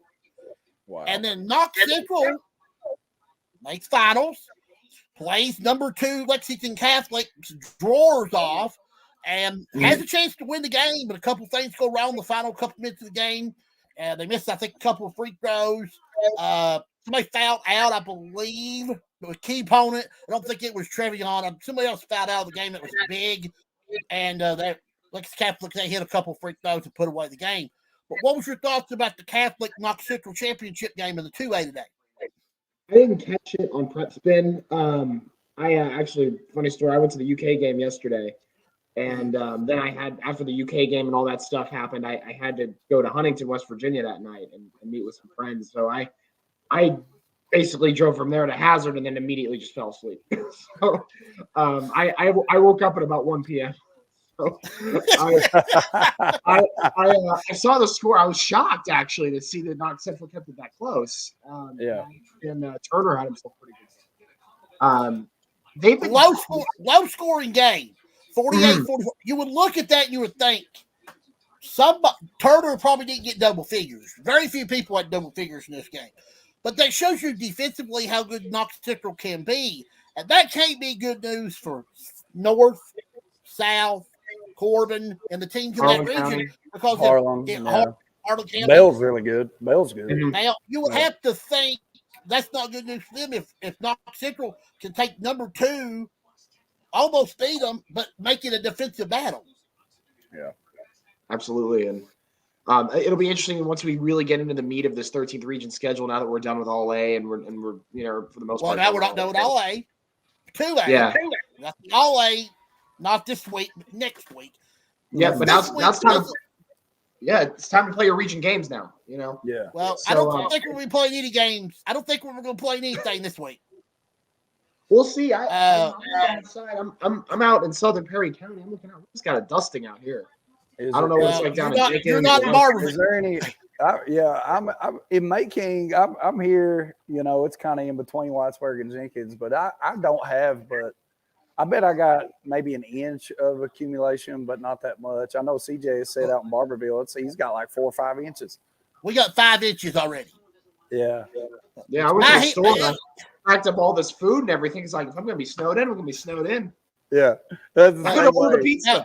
I think people don't realize that some of the snow is going to be overnight and tomorrow, especially here in Eastern Kentucky. Yeah, that must be the case because I just don't have much right now. Well, we'll see because I hope it doesn't cancel too many of these games because Shelby Valley and Pikeville girls are supposed to play on Tuesday, and I'm really looking forward to that one. Yeah. Oh yeah, the rematch from 2 weeks ago. I want to go over as we head toward. We're almost 5 weeks away from the start of district play. State tournament draw will be coming up on. Let me get my calendar out because I did hear this. The draw for the boys' Sweet 16 is supposed to be February the 4th. Boys and girls Sweet 16. This year the girls is first, the boys is last. So that means the girls' regional tournament will be first and the boys will be last. And we're 5 weeks in. Give me give me your best region, boys and girls, and give me your weakest region, boys and girls. I would say best region on the girls' side would probably have to be at 15th. I was really when I went to both of those games last week out there with Pikeville and Shelby Valley, obviously, but even some of the teams you don't think about, like Prestonsburg. Jenkins had a buzzer beater against Betsy Lane. Yeah, the girls got it done. I was there that night, and I left early because I had to come back and anchor, and then I saw it on PRG, and I was like, oh, dang. I missed it. The green machine. Yeah. Lawrence is good too. Mark Kelly, you're leaving out Mark Kelly. Yeah. He brought up. Those Mark girls. Kelly, those are two more teams that are really good. Yeah, those girls in the 15th are, now that I'm, I was so used to 14th girls, and I've kind of had to turn the page a little bit here in the 15th, and I've seen a few of them, and I've been impressed, man. I really want to watch. Shelby Valley and Pikeville both. I guess at some point they'll probably have to come to Cav country, but I would love to see both of those teams. Mm-hmm. I've never seen players that play with the intensity, quite the same intensity I've seen out of Cassidy Rowe and Trinity Rowe. Yeah, I've been very impressed with both of them when I've seen them play. Yeah. Not to say that Alyssa Ellswick and a lot of the others, that are role players don't do their thing, but Trinity Rowe and Cassidy Rowe really. Cassidy, yeah. Floyd's pretty good too. There's a good mix. I guess there's Shelby Valley and Pikeville and really like everybody else, right? But yeah, I guess the 15th's really good. And you look at the 14th that you guys cover, and it's a little top heavy. You get Knott, and you get Letcher, and you get Leslie, even though that big injury might hurt them, and then you get Bach Perry and Breathitt. And then I don't know, you got a couple teams that may be able to win a game or two in the regional tournament. Now, Buckhorn, yeah. I do need to say this. Knott and Letcher played the other night. Letcher won by 8, and I ain't taking away the win Letcher got. But Knott was without 4 kids that night. Yeah. I guess they got Fletcher. Fletcher was still out from something that happened back during Christmas. And the other 3 were out because of flu. It wasn't COVID. It was I think they wasn't feeling well and they couldn't play. They even wasn't at the game. So not Kenny really. I mean, you were there. I think you were there, John. I mean, did it look like? I mean, Letcher had a full competitive players, not down 4. So, I mean, that made a difference in the game, or would it had both not been full and Letcher been full? Would it still? I mean, I still think it would have been a great game. I think, and just knowing the history that I learned over the week, because our director Anthony Sizemore probably knows more about Eastern Kentucky sports than anyone in the office. Was saying, every time these two teams get together, it's a battle. I personally, I wasn't physically there. I was out at I was in Pikeville for the 15th region, but from what I saw and from what Anthony told me, I mean, it was just as competitive.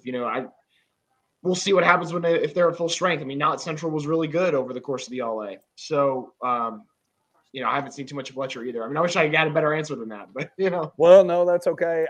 Me and CJ run away with it. You're still getting accustomed to everybby. We gotta tell us to pump our brakes if we get too crazy. Oh, you're good. No, you're still getting to know everybody. But Winston, I put pressure on John because I expect John to be excellent. I want him to come back. With, okay, if you'd have been here, I don't know if you've done the show with me when no, you didn't. When Jeff Archer gave him the 101 to do things at WYMT. So from that point on, I had this piggybacked a little bit on that from week to week, and I'm trying to help him where where we get to tournament time, it's going to be like he'll just roll it off. he's really hiding stuff from me because he knows a lot more what he does, but he just gives it to me in like little drips, like a faucet, little drips. Right. He's a very smart man. He knows more than what he thinks. And Okay. I mean, but I am a little more patient with him because, with Camille and Willie and all been there before, they're always giving you so much that it gets through my ear one out the other. So, but Right. John slowly walks me through things, and I'm like, oh, yes, lovely. I like this. I can understand it more. It's so much better. So continue, John. So my other question was the weakest region. If you like the 15th and strongest, what's the weakest? Not a weak region, but a region that's just not getting it. I mean, honestly, it's kind of a tie. It's between, I think, 15th region boys. If you take out Pikeville, yeah, I'm not. I don't think they're now. Winston can answer this more than I can. I don't think there's a true contender in the 15th boys. I mean, you're going to. I would say Paintsville or either Paintsville or Pikeville, but besides them two, I don't think anybody else can beat anybody on a given night. I've seen Shelby Valley. Wasn't impressed. Saw Johnson Central. I feel like they got some talent, but they don't show it. They're not showing with it. I think Martin County's pretty good, but they play inconsistent a lot of times. I agree with Coach Josh Hall here, who just commented, but my dark horse for that region is probably Lawrence. I agree. I think Lawrence is good. What about Lawrence? I think Lawrence is good, but I think you're right. I would be shocked if anybody other than Pikeville won it. I think they're, from what I know, not even necessarily what I've seen, but from what I know, and it wouldn't shock me depending on the state tournament draw, just to be honest with you. I think Pikeville can win a game or two in the state tournament. I really do. I think they're good enough to do that. I think they got a lot of experience. They got size. They got scoring. They can score with anybody. Look at the All-A draw. Look at the All-A draw. They play Owensboro Catholic. Who do they play? Owensboro Catholic? I don't know anything about – I know Owensboro Catholic, I guess, is traditionally pretty good, right? But they're decent. I don't know.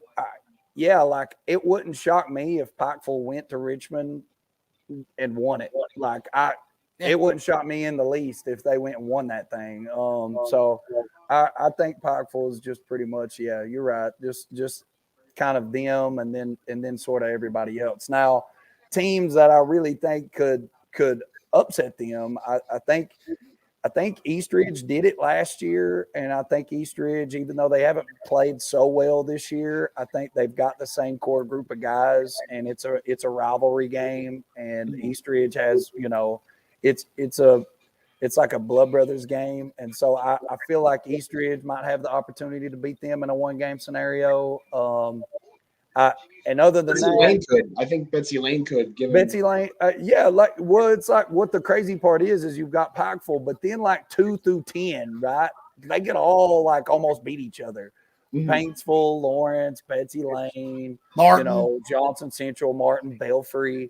They're all like kind of jumbled in there, sort of together, and you never know. I think the whole Bowl Kerr thing really changed the projection for Belfry. I still think they can put up enough to be able to win one, but I don't know if they can stop people consistently to be able to win 3. So I don't know. But I don't know. There's a lot of good teams. There's a lot of good teams. Yeah, but not just really the one like great team, right? It's kind of like with me. I mean, as I watched the Eastridge Betsy Lane game. I thought I was much more impressed with Eastridge than I thought I would be. Yeah. I think you take any of those 2 through 10. You mentioned Lawrence, Martin, Eastridge, Betsy Lane. Yeah. And you put them in the 14th. I think any one of those teams could challenge Perry and Breathitt for the 14th region. Yeah. You're probably right. You're right. I think in the same way that Pikeville is kind of standalone, maybe in the 15th, if you want to put them there, then I think you flip it over to the 14th. You probably got Perry and Breathitt, right? Yeah. Hazard's getting there. Hazard's getting there. So well, I don't. Ford tore his. Yeah, Ford but tore Hazard, his ACL. But Hazard had a big Ford, the big blow. That was a big blow. Yeah, Big blow. I mean, that's a big blow. But now I did see they come back and beat a good Floyd Central team by like 14. They just handled it. And Al's teams just play so hard. I don't care who he's got playing. It's like we've talked about this as coaches before. It's like, how do you get a team to play as hard as Al Holland gets a team to play? I've seen him win with less talent, more often than anybody because his kids just play so hard. So yeah, that's a team that can beat somebody. I'm not throwing Knott away. I think Knott will kind of come back as they get healthy and figure it out now that they're coming to full strength. You better watch Brian Hall and that. You better watch Brian Hall and the Estill County Engineers. I know, and I saw Letcher killed them on Saturday. Yeah, I saw, which really shocked me. But what happens is just like Bentley used to do that, right? It's like Bentley all of a sudden, because they play the type of basketball always that will win a tournament game. If you are the first to 50, then you probably win that game. And that's the way Estill has traditionally played. And, Brian's smart enough to figure that out. And he'll have them there when it comes tournament time. And then I just – like Cordia from top to bottom is like super quick and talented. It wouldn't shock me in the least if Cordia beat somebody. He gave Breathitt a good game in LA. I think they just got to stop. This Welch kid is the real deal. I mean, Welch is really good. Brooks is really good. I think Cordia will give people fits when it comes time. But yeah, you're right. It's really Breathitt and Perry. Okay, I'm gonna talk about the 13th girls, and I'm gonna let you go because next week we're gonna focus on the All A because that starts that week, so we can focus strictly on the All A. You can keep me as long as you need to. I don't have soup beans in the other room, so I got a bag of Fritos. That's all I got. Yeah. Oh my Lord. I'm with you. This show. I love this show. This is the best show in the history of time. Okay, but I'm beginning to see the 13th girls starting to fan out now. Because I'm looking at your guys' WYMT top 10 for this week. It's going to be different tomorrow. Definitely different. But I think North had a bad loss yesterday, but they played GRC. GRC is really, really good. But I feel like Corbin's not been playing as well they had been the last couple weeks. Knox is getting exposed in a few places. South is still not fully together. The North-South game the other night was a really good ball game. South just didn't have enough. I mean, when they get fully healthy, South's going to be a totally different team. Right. And I was there. I was there for the first half of that game. I was really impressed with how they were playing and the pace they were playing at. They were going shot for shot with North. I think the 13th region boys and girls tournament, we've said this 100 times, is going to be 4 games of going to the wire, last team standing with the ball wins. Because there ain't going to be a weak game of the 8 games period in the first round. Like, say this is an example. Say North wins the 49th, they draw Harlan County from the 52nd. Decent game right there. Harlan County's not bad. Say Bale wins the 52nd, they draw Jackson County. Well, they've done played each other 3 times this year. Well, they would play for a 4th time. Jackson County's really good. I think they're going to make a really good showing in the All A. But and then you got Knox Central, who I think who will probably win the 51st. Then somebody's not going to get in the tournament from the 50th because you got Corbin, you got South, you got Whitley, who I saw Whitley last week. They're pretty good. And Williamsburg they're not that good. South World killed them. Somebody may not get in the tournament. So I mean, but is the girls starting to? Am I seeing is there really not a true favorite, or is everybody just bunched together? I think there's kind of like, from what I've seen so far in the girls, there's like 2 tiers. And really, like anyone in the top tier could beat any other team. And then anyone in the bottom tier could beat any of the team, that's in the same tier. I think in that top tier, you got North, South will be at full strength, and they're up there. Jackson County, I saw them play. Who they play in the semifinal? Middlesboro, and I was impressed by them. Bell County, I'm impressed by. So I mean, you got like 5 teams up there, and you got kind of everyone else. And you're right. There are going to be 4 games where that. Whatever day that is in February, that it's going to go down to the wire. You're going to have a highly competitive matchup, especially if you see, because they're not in the same district, we see somehow North and South draw each other again, So I think you're going to see a lot. Plus, you got the storyline of, South eliminated North last year. So I think you're going to see a lot of competitiveness in Corbin in February. What about I'm just hoping North and South are not the same bracket. That's all I hope, because I want to be able to see them 2 get to the finals, because that will be for a good final. Just like you're definitely going to see Knott and Letcher separate each other from they're not going to be drawing each other in the same bracket in the region, so they're going to be separate. And then the 15th, same. You got Pikeville, and you got Chevy Valley, and you got Martin County, you got Lawrence County. Lawrence County. There's tournament. Once you get rid of the teams that people don't think highly of, then you're going to see the cream of the crop rise in all the regions. Do you believe that? Yeah, I believe that. Yeah, I think sorry to once again, it's probably not going to be a very good answer. I'm trying, but once you're you doing get, good. You're doing good. Yeah, oh, thank you. Build up the support for me, Steve. Come on. I'm trying. No, I think you're right. You'll see the right teams come to the fore as you go on, but we'll see what happens in the 13th region. We still got about a month of games to play. So, what has been? So I guess you've been traveling around like with the camera, right? Mm-hmm. What I'm gonna ask you 2 things. What has been so far the best game that you have witnessed as far as basketball in Southeastern Kentucky? And then, and I guess that would include the most impressive team, and then maybe give me your most impressive.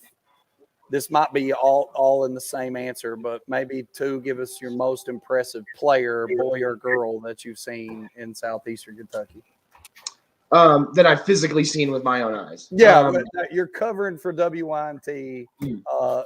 Tell us the game, the team, and the player. So, the game it's a tie with the game. The Shelby Valley Pikeville All-A Championship was fun. That was really fun, girls. But then also, when I was in Harlan last week, the Barberville Harlan 13th Region All-A Championship. It was way more competitive than I thought it was going to be. Boys or girls? Boys. Okay. And it was way more competitive than I thought it was going to be, and it was a blast. Like both the fans, the student sections. Where was it at? It was in Harlan. Oh my God, but it was crazy. It was nuts, man. Oh my God. Barberville traveled well too, though. They had their student section had a boombox. Oh my God. It was wild, man. There's nothing. Listen, I love playing regionals at the expo and at the Corbin Center or whatever. And Winston. That was your first time there. That was your first time putting your. You ever played there? So how'd you like it? I was wanting to know how you liked it. I'll tell you about that. I will tell you about that experience. But there is nothing like, little, especially Harlan, right? Like Harlan's gym is just like old high school vibe. You're in Southeastern Kentucky, man. Like the whole town's there, the whole community's there, and you're all packed into that one little space, and it's a championship game. Like I'm actually jealous. Like I almost wish I would have been with you. Anytime you need a ride along, just yell at me. Yeah, man, I'll set up the tripod for you and everything. Like I will do it all. All I need is a press pass. No, okay. The other thing about Harlan too is that you're there's nowhere to park, so it's kind of you get all that part of the experience too, where like you have to park 6 blocks down the road, and yeah, that's but, awesome. So favorite team or best team that I've seen so far. The popular answer would be either Pikeville or Shelby Valley. I'm more lenient towards the 15th region because when I was a news reporter at SAZ, I still was in Prestonsburg and Pikeville. And no, okay, yeah. Well, that's fine. I kind of gravitate towards that side of the mountains, but I did have fun watching Harlan, and I don't know if it had to do with the game itself. Right. But Harlan was a fun team to watch. A cow is the real deal, man. Like, absolutely. I think a cow's the real deal. Like, I love that kid, and I think he's just a hell of a ball player. And I'm interested to see like where he goes. I want to know where he goes. I think he's and Coach Cal is just he's amazing. He's a great guy. No, he's the best, man. Like he's in my conversations. We played a couple times when I was at Letcher, and he's just top notch guy. So I'm always kind of like secretly pulling for them, even though I love Mike Jones at Harlan County too. But I always pull for the Green Dragons when I can because I love them. But yeah, that makes sense. Yeah. And then what was that last one? Best player? Best player. Yeah. Best player. You think? Best player.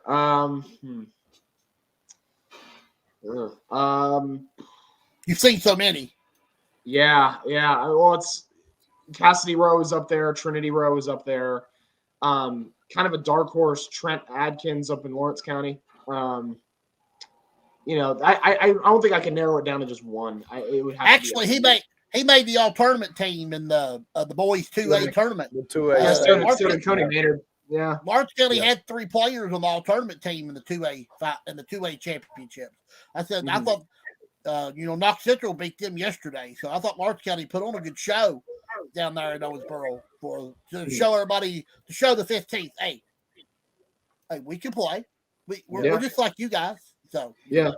Reed Shepard. I mean, I know that's kind of a generic answer. Also, I've only seen him play once. It was at Lexcalf. Yeah. I was up there for the Missouri UK game, and the Lexcalf North Laurel game was like 3 hours before it. So I went to that just because I could, and absolutely. It was fun. Just because I could.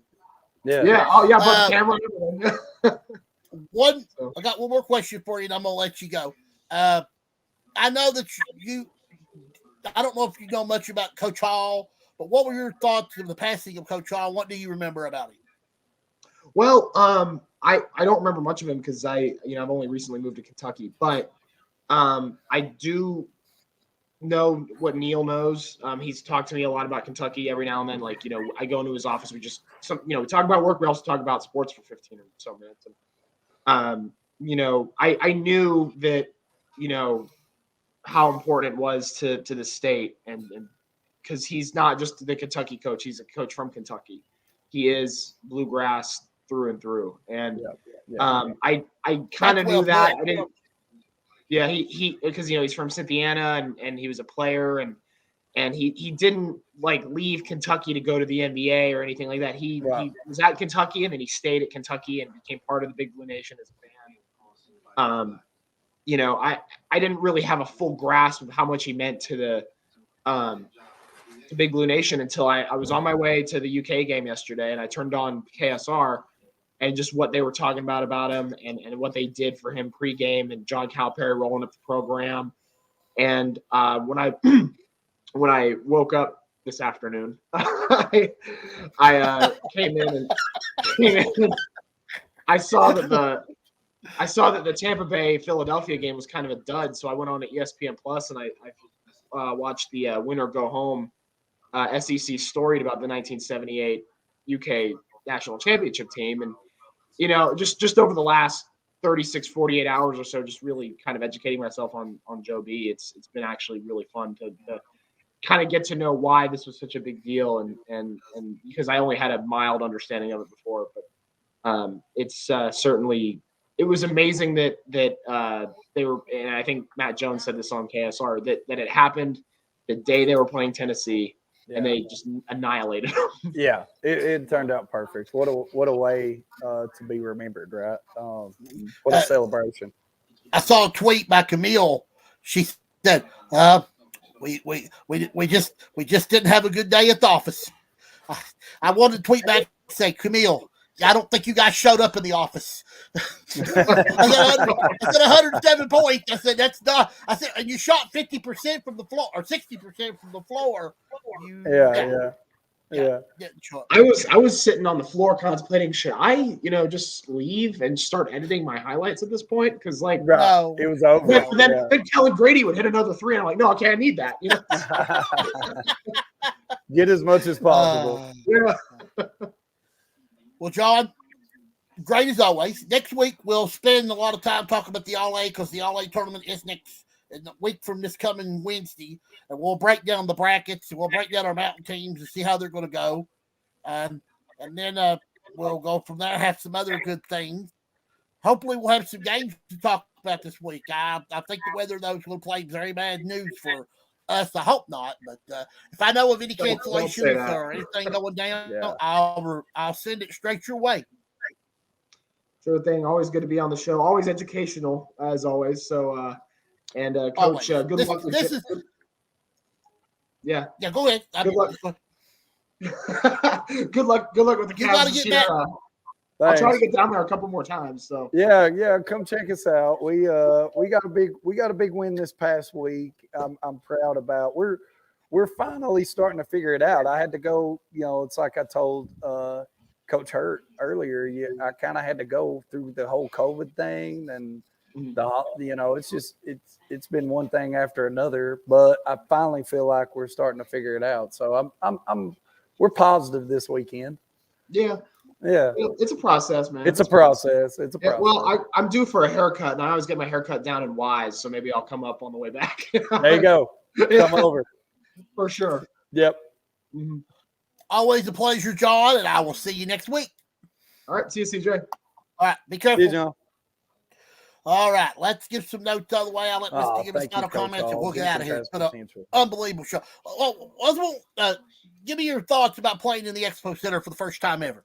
Oh yeah, and I do want to shout out Coach Hall there. He said we had great potential, man. We would be in a lot better shape than what we are if he catches my drift, right? But he's been great, man. He always supports me. I appreciate him and a great man. So anyway, I liked playing at the Expo. It was a great experience for our guys. I thought they had a lot of fun with it. It was kind of, I don't know, it was a little bit odd. We don't even, we don't have even the community numbers to really travel all that well.